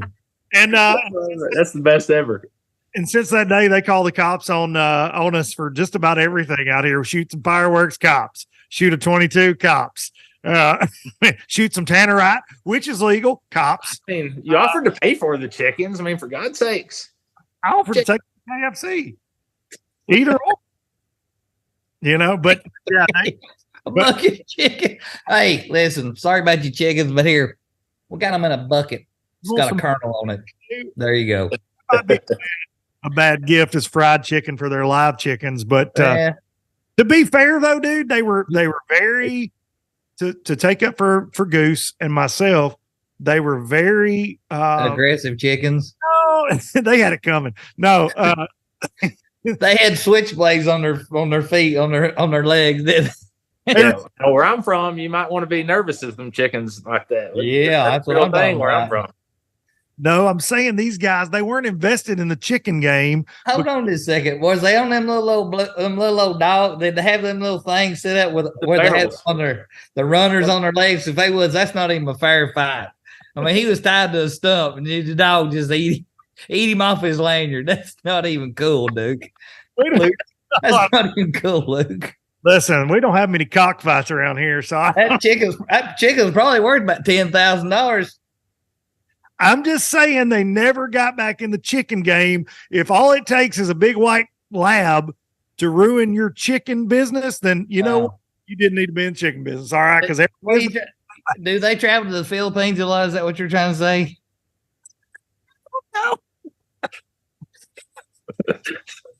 I mean, I'm lost on that. I got no idea. I think they Philippines, chicken fighting in the Philippines is a big sport, dude. you can do You anything. can buy chicken the fighting in when my you leave house the is- arena, you can buy the Table losers chicken out there fight. off the table. Have you never been to a chicken fight, Wesley? Yeah, All right. maybe. Yes. I don't know. Well, Oh, I've been a witness to a few okay. in my backyard. Well, I think Goose not need to get in a few of them, dude. He's obviously the champ. He's like Brock Lesnar of the chicken world. Yeah. He's going to tattoo a big old knife on his back. Like Conor McGregor. Goose comes walking up in your yard like, sup? Fighting chicken be damned. Goose is on it. Hell, Goose weighs more than I do. I don't want to fight him. What are you talking about? Goose got them feet about this big for a lab. He will hurt you. He's a Goose. He used to come up here because my office is up here too. And I'd bring him up here a bunch before when it was really low budget and I didn't have all the camera gear and crap that I have now. But dude, just his tail alone, he's like a T-Rex. Like when he turns around, just stuff's getting knocked over. So Goose is not allowed in the bar and grill unless it's really clean, and it never is. Damn dog. Oh, Here you you gotta love him though. Hey, listen, he got poisoned. Goose is a survivor. While we're just on National Dog Day, after the chicken incident, he may have got out of the kennel again, and one of the neighbors poisoned him with quite a pile of rat poison. Is how the vet. Hey, I went. wonder what neighbor it was. I have no idea. I just went through that myself. That right there, like left here too. Really? Oh yeah, while I was at Garnersville, she didn't get into rat poison. She caught a rat that had ate rat poison. Still the same thing. It's not good. Yeah, man. Goose went down to the woods to lay down to die. Like one of those. Oh yeah. Him to come to you, and I guess he threw it all up, and we got him to the vet, and they were like, "Hey, he had a lot of rat poison in his system. He's good." So Goose has got 9 lives like a damn cat, man. Impressive. Good job. Chicken nugget. Marissa will kill those days. All I gotta say is this is the most expensive dog I've ever owned in my life. Let's just leave it there. Jeez, old Pete. If I didn't love the little thing, I would have said. Just because of the rat poison situation, you had to. Oh yeah, it was. Did you get you one of those good emergency vet bills? I could probably could have bought 2 sets. I could have bought 2 pair posts for what I got this dog right now. Woo. Whew. You better tie that joker to a rope. She don't even go out. When she goes out to use the bathroom, I'm out there watching her get back in here. I ain't going through that again. Whew. You got too much invested now. Heck, now I might. Yeah, you don't get out of my sight now. Get out there, use the bathroom, get back. She don't like being out there anyway. She likes air conditioning. Oh, I got one of those. I got one that's half blue heeler and half blue tick that I found in the woods a few years ago. And she's the laziest rascal ever for the most part. She likes her some air conditioning. So she's an Australian Loving Vol fan. Is that what you're trying to say? An Aussie Vol fan, kind of like Aussie Vol fan. I was just going to say, that sounds like Carl. I wonder if he can sing Rocky Top yet. Hey, I wonder if Carl's been to a football game yet. I don't know. Maybe he needs to go. Maybe he needs to go to one this year. We might have to take him. We may need to. Dude, you talk about changes in the industry. That guy is proven. I mean, how hard work. Like you keep getting knocked in the teeth, and getting back up. The guy has qualified for the Elite Series, got booted, went to FLW Tour, fought his way back in, was truly almost out of the elites, had no money, and then won that 10 killer tournament. Was able to find the place he's got now just because of that. Crazy story. You can watch that story on Boats and Pros with Luke Duncan from several years ago. But anyways, really? Yeah, you can. I'll post a link here.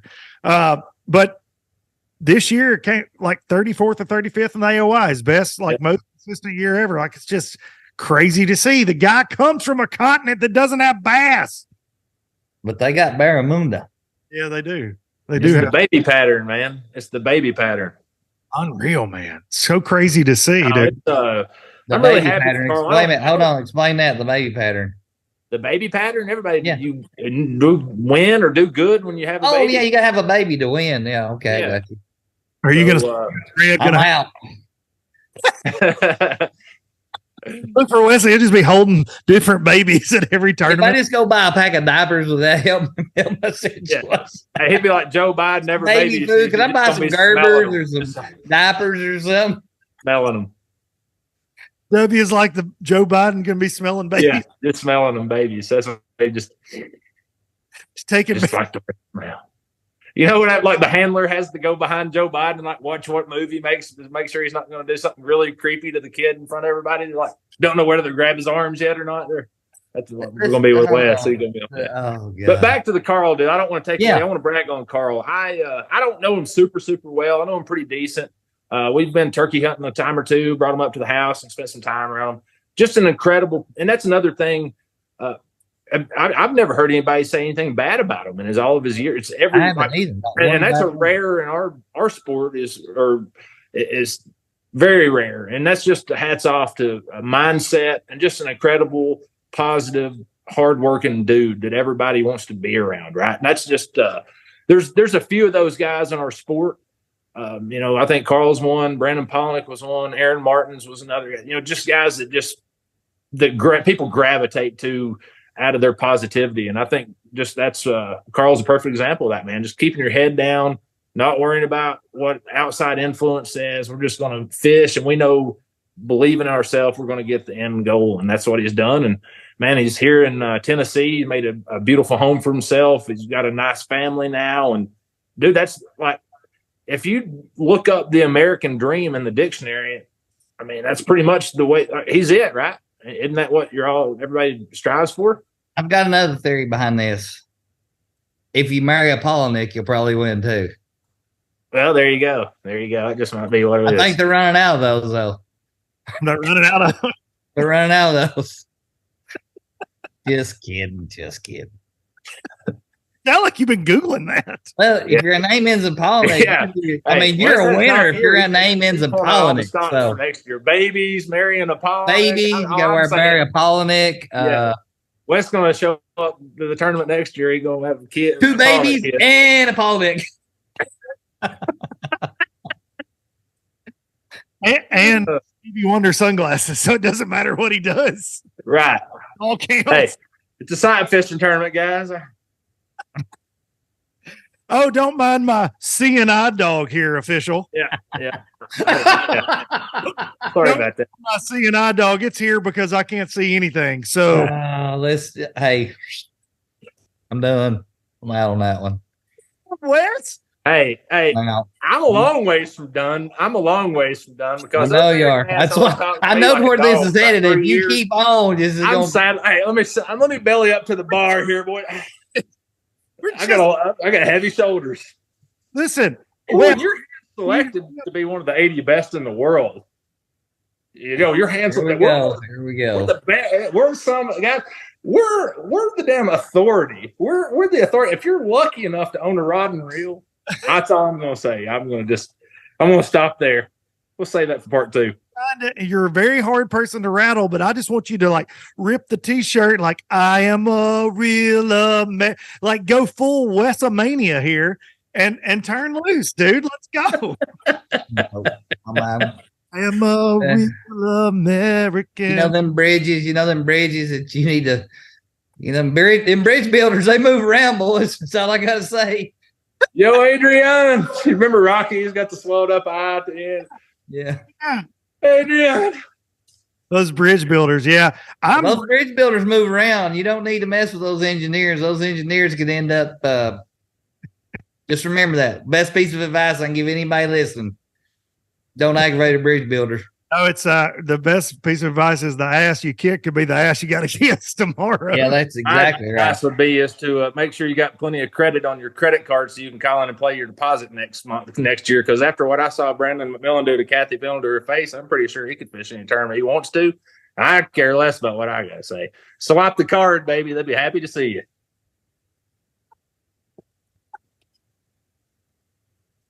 I don't even know what that's about, but okay. You don't remember that? What? No, I don't remember that. What? How could Kathy forget it? Oh, she hasn't. Trust me. Ain't nobody forgot What's that. What's this all about? That was I asleep during this? You were in Okeechobee when Brandon McMillan got DQ'd. Oh, yeah. Okay, I got you. Oh yeah. No. I remember now. Yeah.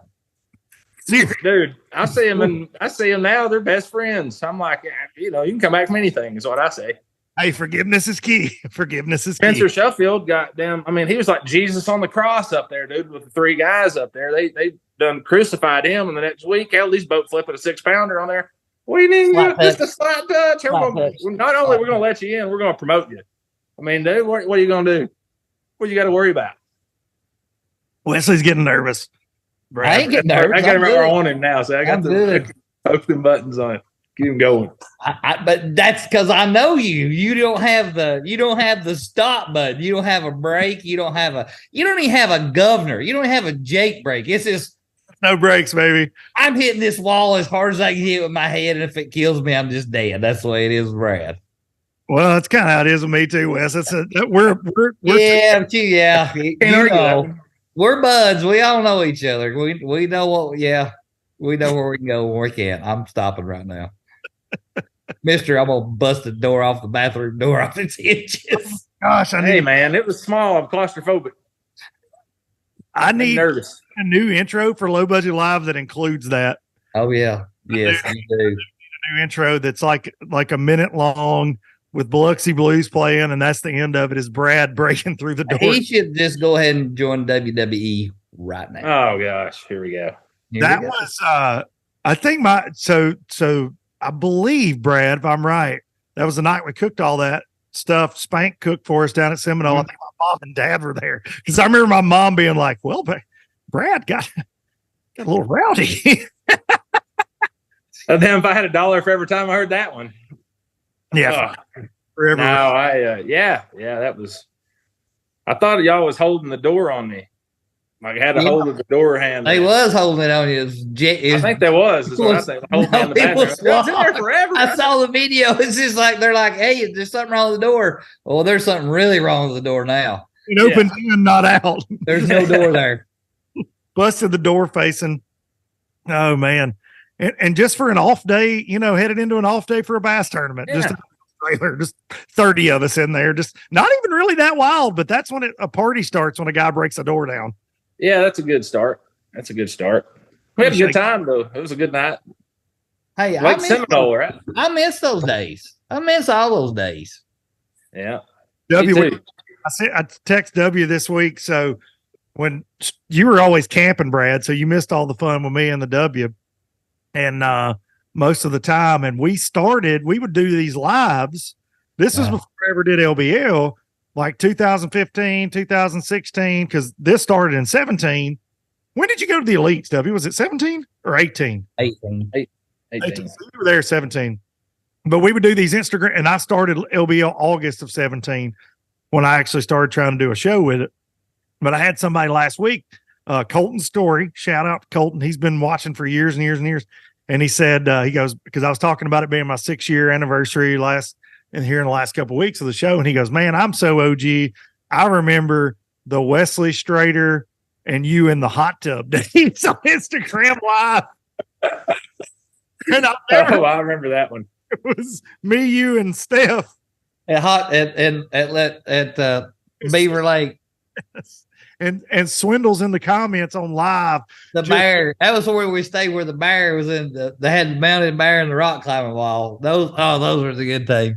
Yeah. That's when I won. Was at Beaver Lake when we were in the rock. Yeah. Oh yeah. But you guys sent me that picture and I had to send it to somebody to Photoshop Dumb and Dumbers. Remember when they're in that heart-shaped jacuzzi tub and I put your and Luke's face over that and sent it back to you because I didn't know how to Photoshop. I just sent it to my buddy to be able to do it. Now I send everything to Luke so he can Photoshop it for me and send it back to me now. So, yeah, because I've spent too much money on equipment for the podcast, so I can Photoshop. But yeah, that's where LBL started. Me and Wesley and a cell phone. No matter how the day went, we would go live. Normally, Wesley's days went a lot better than mine. Obviously, he's still fishing, and I have a podcast where I talk about fishing all the time. Piss people off. Good gig though. It's a good gig. Gig. Great gig. Consistent gig. I walk out of the house, I walk to the shop, I hit record, I do it once a week. It's good. I'm grateful to get to do it, man. It's damn fun. We got to do one of these in person, by the way, where we just set up us three and just go. Because those are the most fun. But I appreciate y'all doing this today just because it's as close as we can get to hanging out. Absolutely. That's let's just set it up and do it. There's so many this fall. We probably should just do it during deer season somewhere. Yes, we should. We should. How about that? Around the campfire somewhere. It'd be a lot of fun. A lot of fun to do it. And I appreciate y'all doing it very much. And I hope to y'all listening, this didn't turn into just a bitch session. That's not really what it meant to be. Yeah, it was just buddies kicking it. That's all it was. You know, It was, and you knew what I was talking about behind this. When we ain't on camera, it would be not good. But you know, every once in a while you gotta get things out a little bit. It's all fun and games here. We're just joking around a little bit, but it's good times. no doubt about it, buddy. No doubt about it. Make sure you're following Wesley Strader and Brad Knight. Brad will post every now and then. You never know. Really? Nah, not really. Every now. Nah, so I did. I kind of got. Here's where I'm at on my social media. Like I kind of got to this spring where I just got tired of doing it. Like I got on Instagram. I didn't want to post it. I didn't want to look at it. You know, and this is something I noticed. People, you live life through your phone, right? So something cool happens, and I'm going to use this vanilla, and you're looking at it through your. Oh my God, this is really cool. And like you look at something cool happening, everybody's looking at the screen as it's happening. Nobody's looking at it. I know I went through this kind of weird deal, and I went on this turkey hunt in South Dakota, a public land deal by myself. Just drove out there to finish my turkey slam, and we kind of doing some social stuff on it. And I kind of found myself doing that. You know, every landmark you saw would be cool. I'd be like, oh, I got to get it. And I was like, man, I just don't feel like I'm like living this. It bothered me a little bit. And I got on social media, and everybody's kind of posted the same. We all have to do this stuff, right? We all have sponsored obligations, and it kind of gets to where it kind of bleeds. And dude, I just needed a break, man. I was like, dude, I just like the summertime kind of rolled around with my family. My little girl's now in middle school for the first year, and did some family stuff, and just kind of got away from social for a little while, man. I'm trying to get back this fall. Kind of doing some stuff. I like to share a lot of the things that I get to go and do and see, a lot of hunting trips and things. It's really cool to get to share the memories and stuff. But man, just needed a little bit of a reset, to be honest with you. So anybody actually follows along with me out there, do that stuff, kind of wonders why I haven't been on socials in a while. There you go. So just needed a little reset break in my life. You know, with all the fishing buyout, sellout stuff, you know, kind of was just mentally taxing on me on the whole fishing industry side for a long time, man. And just, you know, I just kind of got to the rock bottom part of it, was just like, I need a reset. So now I feel pretty good about it. You know, maybe next year come back on track and kind of get to fish why I love it again. And Wesley and I have had a lot of these conversations, and he may dive into this deeper than I will, but you know, it was really hard on me that you aspire to get to something your whole life and work your freaking ass off, right? And your family sacrifices, and you finally get there, and you're getting there and you're working hard, and then it's just like you kind of get the rug jerked out from under your feet. It really is something I did, you know, whether or not it's your fault or not, that's irrelevant. It was just it was a little hard on me. I'm a not change guy. I like to kind of get in the lane, and once we get there, we're just going to ride it out. And yeah, man, it was just a couple of years of turmoil. Kind of had a lot of outside business stuff that I kind of started endeavor on. A lot of life pressures kind of just wrapped up on me a while, and it kind of just hit me a little bit. And I just needed a reset, man. And that's why I've tried to work hard on myself. You know, the mental state of that. You know, get just frustrated and mad. I'm a kind of guy that doesn't have a lot of middle ground, right? Like I either want to hug you or hit you. I don't just ride that middle wave. And I'm just glad I'm not on the hitting end of it. Yeah. So, so for me, man, it was, that was just kind of where I was at. It was a social media reset. I didn't want to, I fished the opens this year, some of them. And, I didn't really want to participate in a lot of them. I needed a break, a reset. I don't know if burnout's the word, but, I just tried to kind of work through that the best way I can. And hopefully we're there and we can get back into enjoying bass fishing and doing what we love to do. I'm not exactly where Brad's at, but you know, I've been thinking about this a lot. And when I first started fishing, the less I knew, the better off I was. And now I've gotten to the age of where I know more, and it affects the way it affects me. Yeah. This next year's goal is to just block everything out. I don't want to know nothing. If you come up to me and you got something negative to say about something, I don't want to hear it. Just get out and just walk on. I don't want to hear it. I don't want to hear it. I don't want to hear nothing. What somebody did, if somebody cheated, somebody didn't cheat, I don't want to hear it. No, because that doesn't affect my performance at all. But when it gets in my ears and I think I'm being cheated, that affects me. So this next year, if you got something negative to say and you're going to come up to me and say, hey, such and such is doing this and doing that. I don't want to know. Just walk on. Don't want to hear about it. I'm going to be me till the day I die from this moment forward going on. I ain't going to worry about nobody else but myself. I'm going to get back to loving what I love to do. And if I win more tournaments, that's great. And if I don't, I'm still Wesley Strader, and I'm still going to be Wesley Strader till the day I die. Boom. I love that, man. And look, y'all know I'm right there with y'all as far as a hard reset. I don't post on social near as much. Brad, going back to what you're saying, it all, to me, and the industry did this to itself, but it all starts to look the same, sound the same. And it doesn't matter even if you're a guy like the W who's been really focused on doing social media about as long as I have. You know, you and I and Brad, you jumped on that wave too, way before everybody was doing it. And I don't want to be, oh, we did this before everybody, but Wesley and I can remember though, you know, when I started kind of building a quote following, I hate that word, but building a following, when Wes and I roomed together, even when I was a co-angler, and we would do silly videos or post just goofy stuff, just throw whatever out there, just being ourselves. And at no point in that was it only sponsor driven. We were just having fun. Just doing what we normally do. Right. Just sharing an insight into who we are and what we are. And that's really, to me, what social media is still about. But then once people, you know, it turns into this for-profit center that it is, right?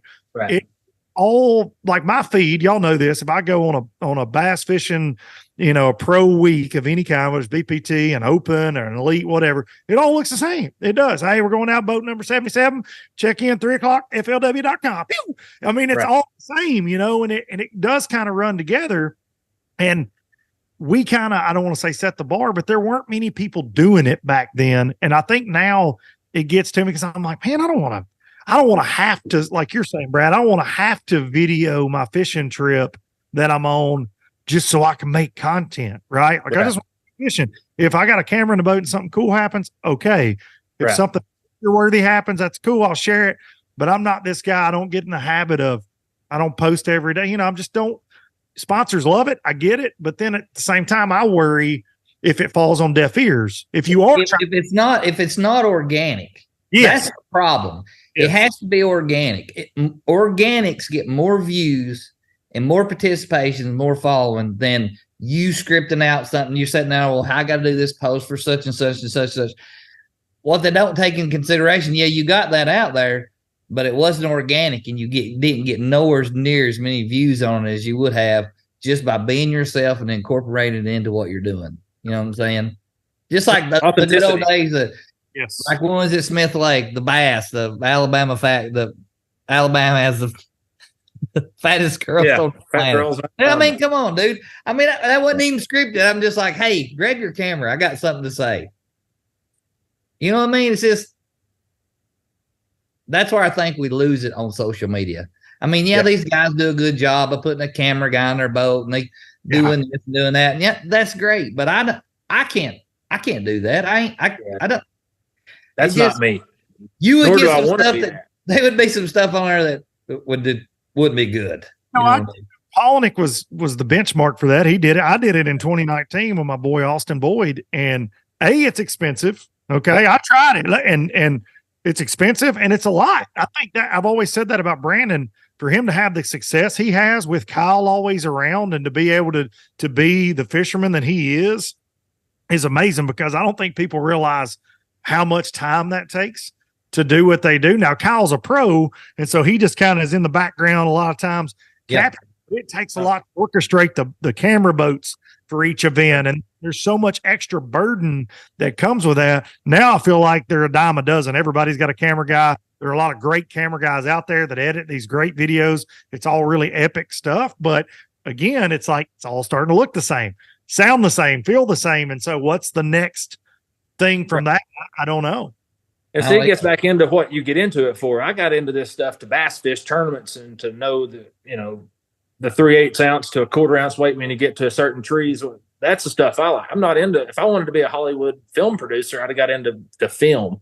But that gets into, there's a lot of different avenues, right? So you got a ton of different ways you can get information out there. But that wasn't even on the spec of the radar when I got into this deal. So that, go ahead.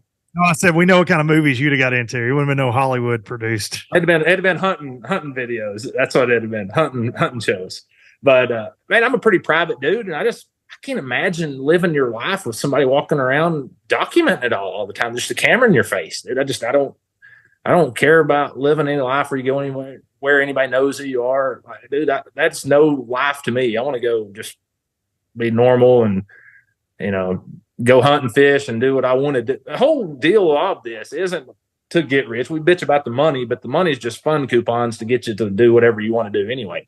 But there's so much more to life than just fishing that I want to do, right? You want to go to the mountains and elk hunt, or you want to go on a duck hunt to Canada or whatever, and that's the dedication to bass fishing now to have tournament success. You're seeing with the young guys with the forward-facing sonar and all the information out there. It makes it tough, man. The dedication you have to your craft, and it's now more than ever. So it makes it, if you want to do other things and have a family and kind of getting off topic here, but it's even more stressful stuff for you, harder to do. The guys that can do it with a family is what impresses me too. Like you got 3 kids, man. I mean, where's the ball games fall in at? You got to be at a ball game. I mean, I went through all that, and well, you're not at them. That's competition cheer, and you gotta rush home to do this and do that. That's to me, that's the guys that still win or are very successful, and they got a family. Dude, that's a load, dude. That's take Luke Duncan for example. He's got 72 kids. He had to be at 42 basketball games in a week.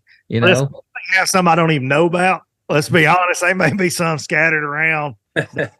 Yours are all about grown now. You're fixing to break out of that though. Maybe he's hoping they are. You got 2 that, I hope nobody sees Low Budget Live and they're like, Dad?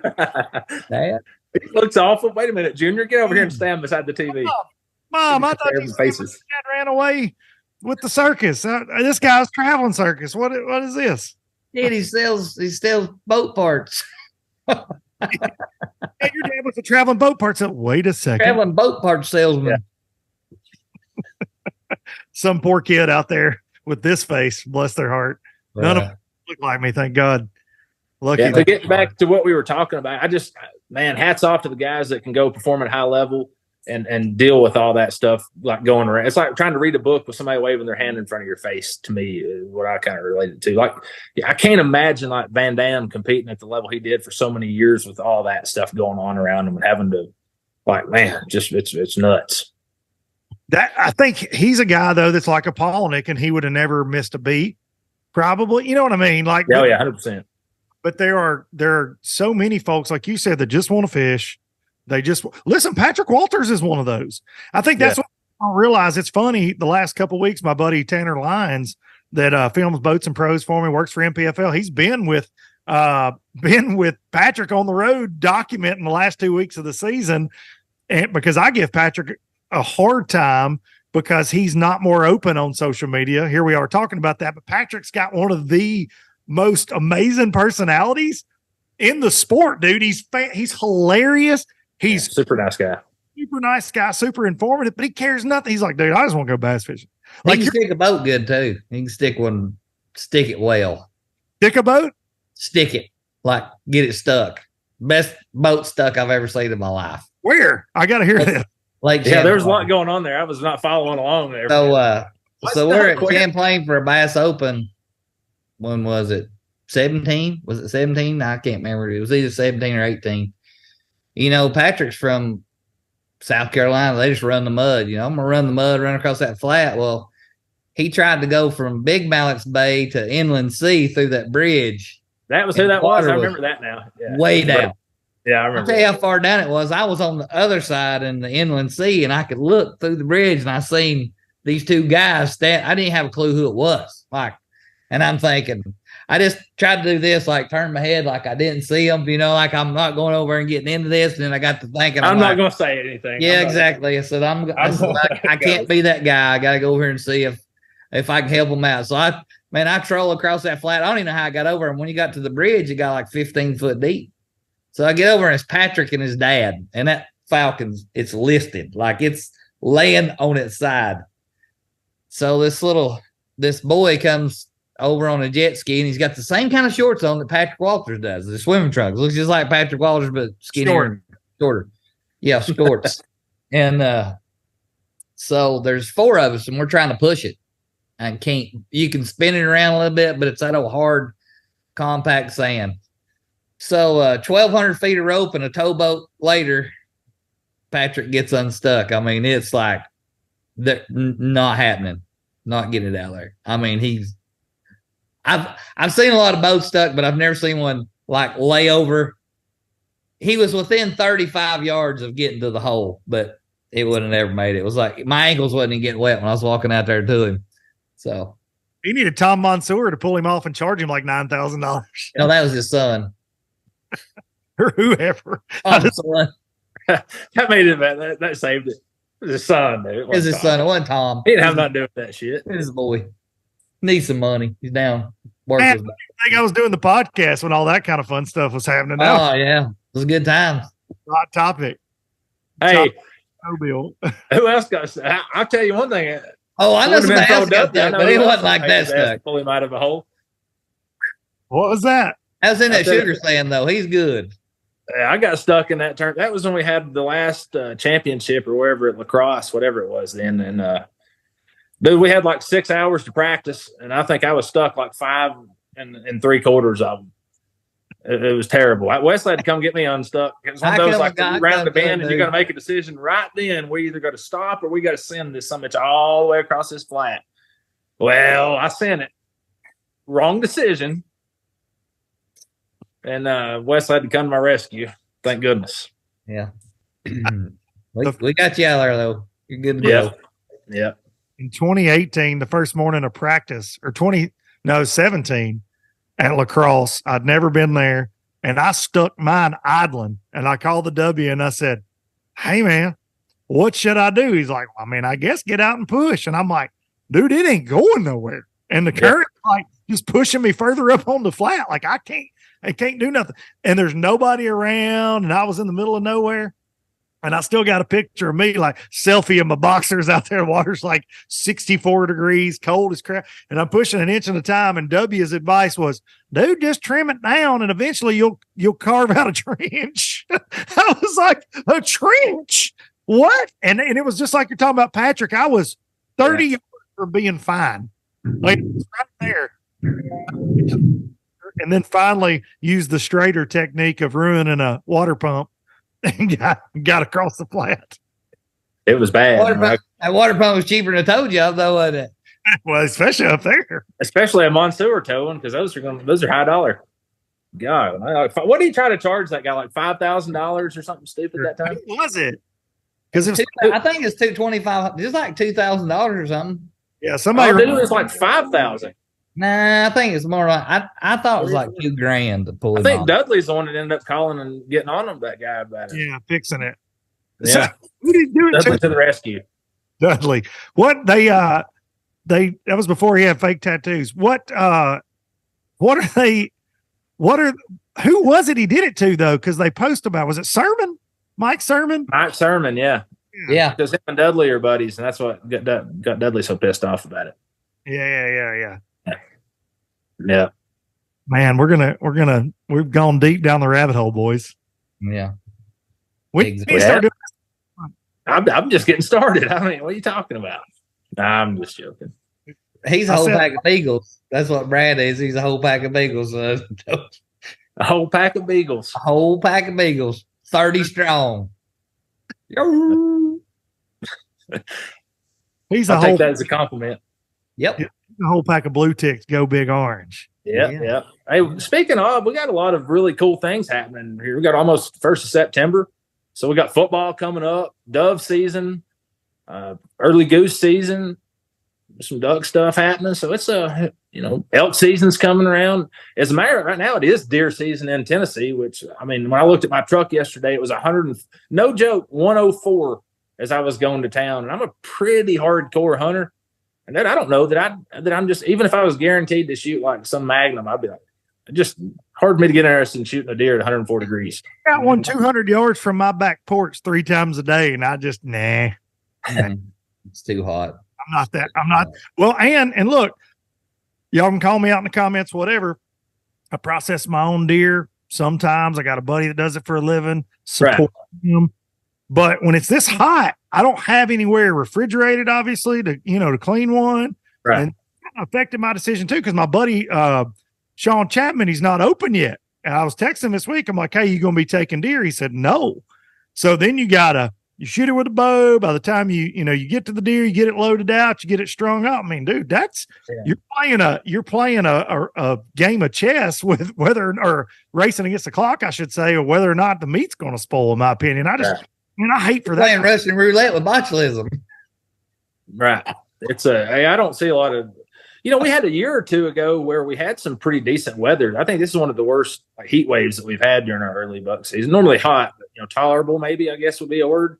I went at 95 on Saturday of it in a pop-up blind. That's the most miserable I've ever been in my entire life, ever. Yeah, that's hot. It's a guarantee that's the hottest I've ever been. Yeah. When Ace Ventura climbed out of that rhinoceros, and I've been there before. That's what I look like climbing out of the tent at the end of the day. Wesley and I were at a deer hunt in Illinois one time, and we go to this. He's gonna put me in this metal box blind. We're bow hunting out in this field, and it's about 1st of October, so it's still about a high of about 87. That's the way I was, dude. I mean, like, no lie, like straight up just stripped down to my underwear in this thing, dude. Like, I said, like, boiling sweat off it. I got every window open. I'm just like, that was right by the prison too, the sweat box. Yeah. They're like, dude, you can't get out of that stand. You'll mess it all. I'm like, dude, I'm out, dude. I'm walking to the road. I'm gonna like thumb a right, like, screw this, dog. I want to be out. Like, I'm done. Oh, you can't, dude. We got to pick you up on the Ranger. If you get out in that field, you're gonna mess it up. That's how he does me. Dude, that's what I came out of that door like the Ace Ventura out the elephant. Just fresh out. Oh, just sweat dripping. The oven was on, boys. You remember that, Wes? Oh yeah, I remember. Was that before or after he tried to kill you with that one? That tree stand didn't have those good straps on it. That was his defense. How he used to play defense on me. I'm pretty sure it might have even don't even bring it. That makes me feel so bad. I can't even see straight. I tell you, it doesn't make you feel I never will forget that as long as I live. He calls. I thought I heard something. I walked to the next stand. I thought I heard something. I thought, what was that noise? That'd be 250 pounds bouncing off the earth floor from 25 I get climbed up my stand and my phone rings. And Andrew goes, I'm out. I'm down. I said, what do you mean you're down? He goes, I'm down. I fell. I fell out. And I'm like, I took off running. I just run all the way up the side of that ridge, got up there to him. He's sitting there. I'm like, are you all right? He goes, I think I'm okay. I'm like, well, let me go get the Ranger. I'll come back and get you. Oh no, he walks out of the woods with 2 broke femurs. We couldn't get the players in there. This is when, huh? We had to cross all them fences and stuff. I know. He walked out of there to the Ranger. I come and picked him up at the edge of the woods, and the Ranger said, I think I can walk to the field. And then when we get back to us here, we got to where we're staying at. So here's put your legs up and we'll ice your knees down and we'll go back and see. And he goes, all right. And he sits there for a little while. I goes, hey, he said, I'm out. I ain't going back and see him. I'm like, oh, well, all right, let's go. So he said, we got to go home. I said, all right. So we're headed to the house and I stop at a convenience store and he gets out of the truck and walks in the convenience store. So I'm going in here to get me some paint, some Tylenol or something. So my legs are killing me. So I'm pumping gas, my phone rang. He goes, hey, he said, you pull up here right by the door. I said, like, what do you mean? He says, my legs are swollen so bad. He said, I can't even take a step. Dude, I had to piss so bad. Literally cannot walk. And I pulled right back, next to the door and we just kind of slide him over and put him in the truck and to Tennessee we go. Yeah. He calls me 2 days later. He says, well, broke both femurs. I'm like, what? I said, the thing that impressed me was I'm like, I never want to mess with Brad Knight as long as I live because he just walked out of the woods with 2 broke femurs. Ugh, like nothing ever happened. It hurts a little bit. Hey, wear your safety harness, folks. If you're listening to this was even worse. Had nothing to do with a safety harness. Got to the tree and it didn't have a lifeline on it. I've got a spare lifeline in my backpack because I got a black cloud over my head. I know how it goes, right? I never spray the heights too. I forgot about that. Don't like heights. Not a big fan of them. So I get all the way to the top later. I'm gonna reach out and get my lifeline and attach it as I'm reaching back to attach it. Down goes Frazier.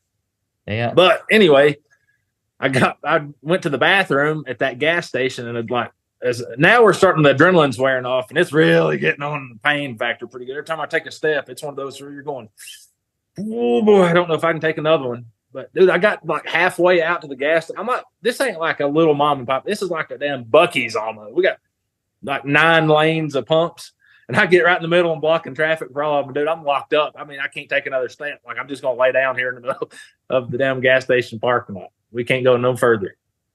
But we made it. I'm just thankful you're still here. Me too. Me too. Yeah. Always an adventure. Podcast if you weren't on it, to be honest. What I is just it? think we'd have had a cameraman. It just be the T. It just be T2 instead of T3. T2. Yeah. He tried to make it T squared. Hey, we're Tennessee 2.5 now. After that one, that took a little bit out of me. We Tennessee 2.5 now that I'm working on my dad too. Because Wesley talking about sprinting through the woods, I wouldn't have been sprinting nowhere to come up and get your big ass. I would have hyperventilated and died and fell into a bed of chiggers before I got to you. These days, I'm. Oh, that was. we got saddles now. We ain't got to worry about that. Always an adventure, boys. It's always an adventure. Always. Well, boys, I appreciate y'all doing this. Anytime. Still listening. I said last week or 2 weeks ago with Alton Jones Jr. that if you were still listening, I'd send you some autographed fudge rounds. But fudge rounds are at a premium now that redheaded guy sings that song about them. Can't find them nowhere, so I apologize. Hey, yeah. That's the way it is. Dude, you can't find fudge rounds. No joke. That guy, he wiped out fudge rounds. Who was that? The Oliver guy? Yeah. Fudge rounds, you can't find them. They're in short supply. Marketing 101, beautiful. Love the song though, man. Like I'm all about what it's about, but he needs to lay off talking about the little Debs. Like that pissed me off. Like I don't get fired up. Y'all want to talk politics? You want to talk? I don't get that fired up. You start talking about my little Debbies.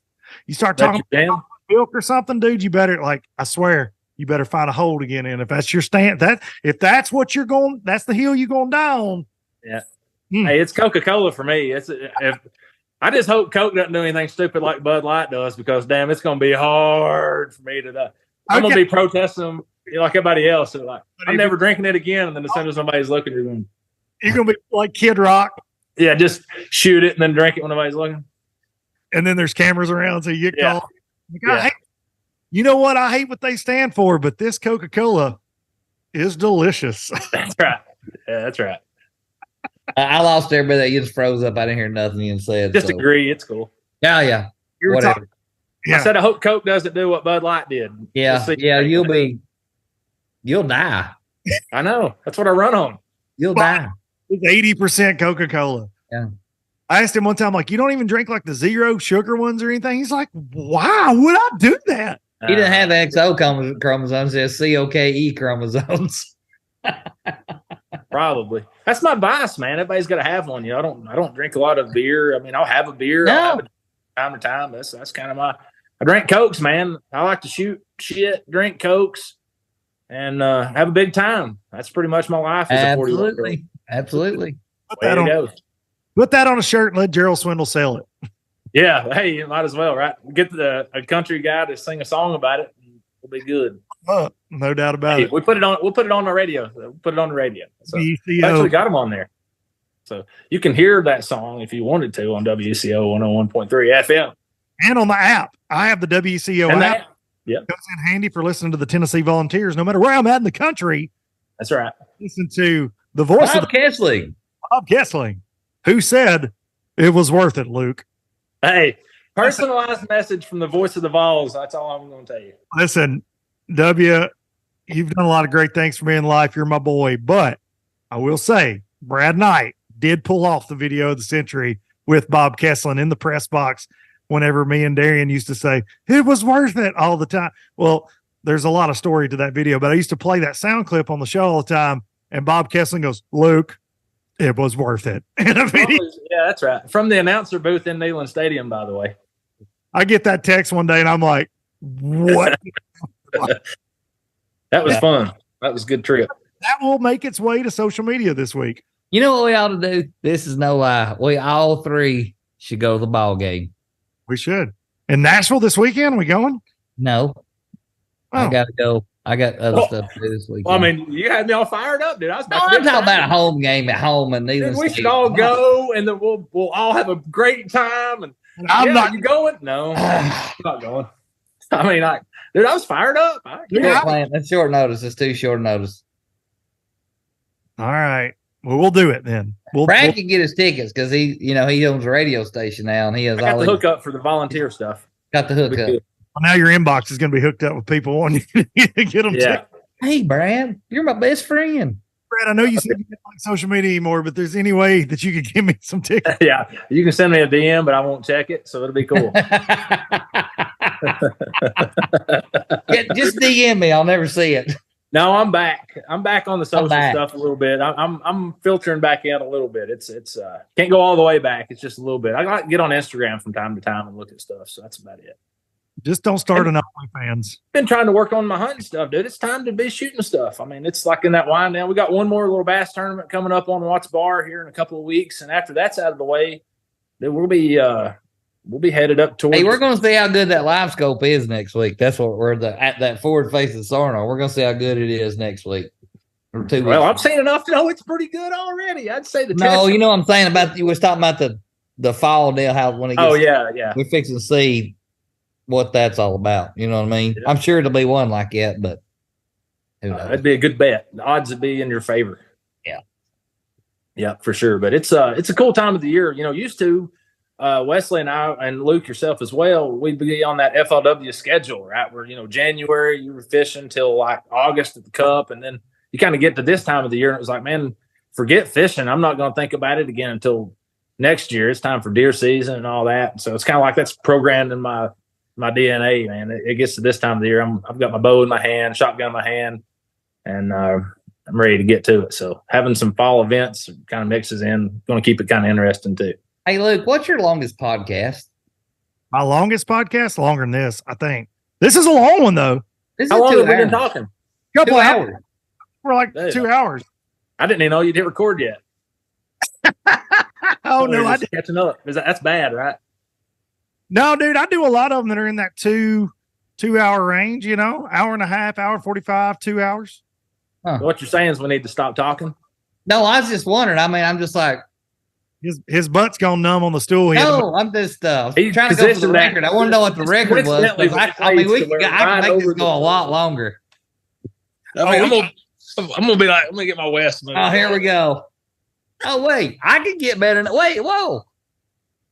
Let me happening. Oh wait, I was winding it down to set up. Just West. I just happened to be. Wait, I'm getting. Yeah, just where I was at right here. Wait, what's all that? I don't know what all that.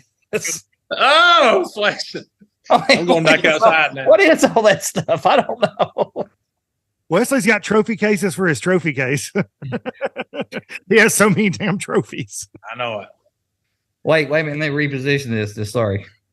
You can go for those. That right there is what I'm talking about. Right there. That's the one thing that I've always wanted in my life, and I never got it and never will. The first. Right there, that cup. I rode that thing one time. I put it between my legs and I rode it around the studio a little bit. Hey, I'll tell you a pretty funny story about the cup deal. Let me see if I can find there's a big, right here. Oh, yeah. Ooh. I just messed up something or other. No, you didn't. All right, we're back. You guys see this big dent right here? Yeah. So at one show I was at, one of my sponsors wanted the cup in the booth, and I said, that's fine. Just don't let anybody touch it. I mean, that's solid sterling and silver. It's worth a lot of money. I said, just don't let anybody mess with it. Like, they can have a picture beside it. Just don't let them. So sure enough, he comes over to me. He's like, hey, man, we got a problem. Some drunk dude went in the thing and got the bottom of the base and tried to, like, pick it up down here at the bottom. This thing's, like, super heavy. Like, everybody just picks this part up. It's not too bad. But it isn't attached. Like, this just lifts off. Right here's the big dent. I told you wrong. See right there at the bottom? Yeah. So he lifts it over his head, and the cup falls 6 feet over his head and thumps onto the ground and rolls out through the expo center. That was put a big dent in it and stuff. Yeah, that was interesting. It's a good thing you wasn't there because it. Oh, I was there. We about got in a fight in the parking lot. Me and the guy. Oh. It's the craziest thing ever. He like comes up and trash talks me in the parking lot after he dented my cup. He probably thought it was a replica. Those exist. I've been thinking about getting me some replica trophies just so I got more. And then once bass fishing, you're like, oh, you didn't remember when I won that in 1993? Yeah, I was down there. Hey, wait, speaking of that, hold on, I'll be right back. What is happening? I was trying to end it. That was the end. Just to end Wesley. All right, I'm going to end mine too, and we're just going to call that the end. Set up for the in person. Hey, we're going to have a more. Do you know anybody repairs crystal? What is that? It's a PAA tournament that don't exist no more. Yes, bro. All the pieces. Which lake was that, Cherokee? Thinking about making a laser with this, filtering the sun rays through it, and we're off the rails now, boys. We're going down that road, ain't we? Wesley Strader fishing. No, I was going to tell you that's when Luke done that. Luke did that when he was here at my house that time. There was him and Big C was here, and they was having a wrestling match. Big C. And he knocked it off the shelf, and it shattered. Thanks, Luke. I mean, I might have done some Wait, stuff. hold on. One more before everybody leaves. You got to see this one. This is the best. This is headed, and I'm not here for it. I'll just tell you, I know where this is headed. This haunts me a lot. Right? Oh yeah. I can't believe you're ready for this. This is one of my most prized possessions on earth. For everybody for tuning in, click. I told you to end.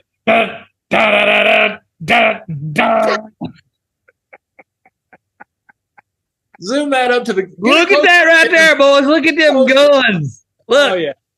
Atlas himself. Yeah. That just sold 5. And look, it's personalized. Look, I think it's the only one in existence. It is indeed. It needs to be burned. Nope. I'll never look. This is one of my most prized possessions right here. When Dave Chappelle did that episode, Rick James is like, cocaine's a hell of a drug. Well, I can say Jack Daniels is a hell of a drink. I got proof of it right here. I used to drink a lot of it. Sometimes you put on women's tank tops that they're going to wear in the booth. Yeah, I can tell that's a woman's. I see them dent marks in it right there in the front.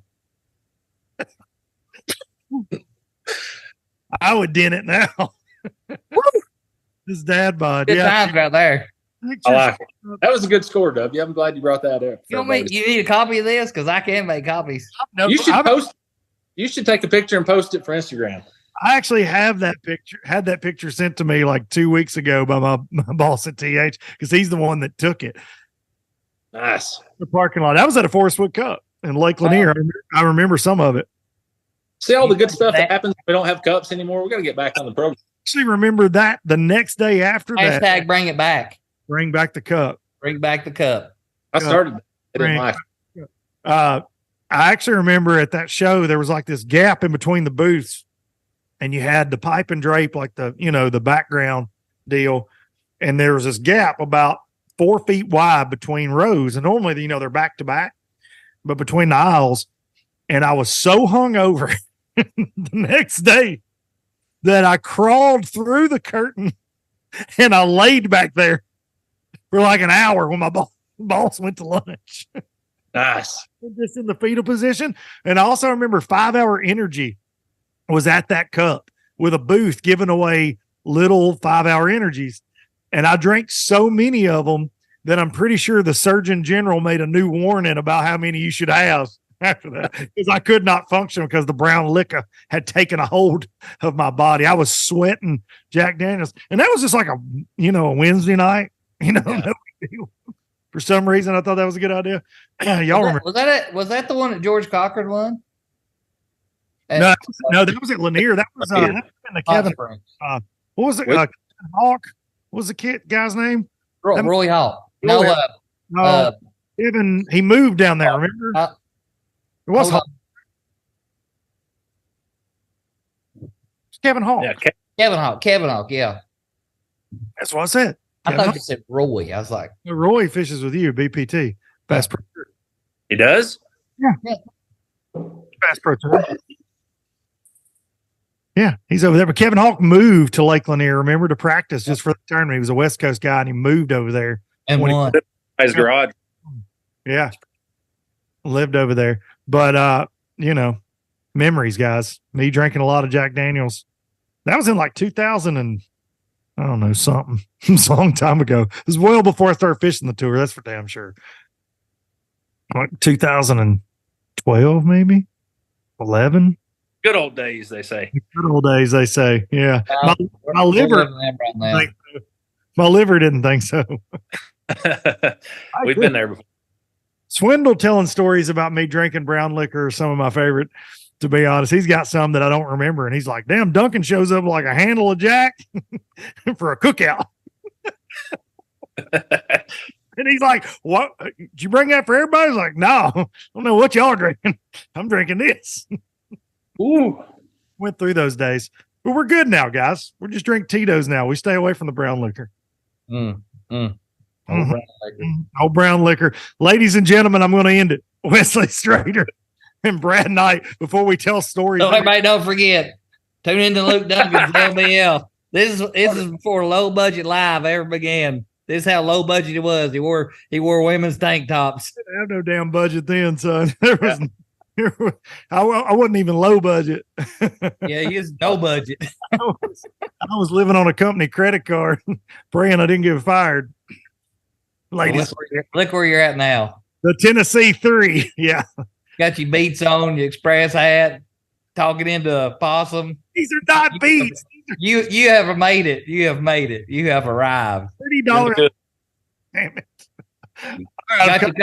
Listen, got enough money to buy you a couple more tattoos. You ain't just got a feather no more. You got something else over there now. A feather. What you got on that arm? A guitar string and the neck of a guitar, right? Yeah. Dudley inspired him. He's got his butterfly for his mama's tattoo. That's inspirational. Even with you guys. Hey, we love you, buddy. We love you. You're one of us. We love you. Next podcast, I'm going to do it in that tank top. Just got to find where to get one. Yeah. Oh, I think I know who to call to get one. If you should hold that picture up one more time, and if you don't let that be the thumbnail for this episode, I don't know what I'm going to think about it. My God. Tune in next Hold week. it up one more time. This I'm guy. just gonna hold it up for my screenshot purposes. That's what we need to have. W, you got to say something for it to pop up big for everybody. Hold it up. Say Tennessee 3 and hold it up. T3. The youngest member of T3 right here. Hell, I'm screenshotting it. I don't care if Luke can. Don't worry. I'll see you. I'll run you a copy of it. Just going to have but it's not links on on FaceTime. That's all she wrote, ladies and gentlemen. The Tennessee 3. Thanks for listening, everybody. Hope we didn't bore you to death. Yeah, sorry if we offended somebody. We didn't mean to, but I'm not sorry for that. well, you know how it is. I know you don't, but I don't. I try to be pleasant with everybody in my life. You know what I mean? You saying I don't? That karma will come back around to get you, son. So that's just you don't mess with karma. All right. That's all she wrote for the Tennessee 3 right there. Love those guys, man. Those are two that are always going to be brothers to me, and don't get to spend near enough time with them these days like in the past, and grateful for every minute like that we get to spend cutting up and hanging out. And I appreciate everybody tuning in. Hope y'all enjoyed that as much as I did getting to do that, to say the very least. Thank y'all. I can't say that enough each and every week. I appreciate each and every low-lifer that tunes in and week out. Be sure to support the sponsors that make everything happen on the show. It is very, very important that you show them that you're a low-lifer so we can keep doing this. Look, I get new fancy lights and whatnot that I don't know how to use. I appreciate each and every one of y'all. Go take you out with some Biloxi Blues. And I'm going to say, go damn Big Orange one more time. I'll see y'all next week. Jacksontown to Tupelo, I never could make it last. Spanish moss and Civil War ghosts, well, I'm gonna leave them in the past. Any direction, Lord, I'll be fine. It don't matter east or west, north, south, wherever the wind blows, I'm leaving those burdens at rest. This highway, it does not know my name, and I don't care, no, I don't care. Heading my way for another place, and I got 3 good tires and a spare. Just a white line gypsy getting out of Mississippi with just enough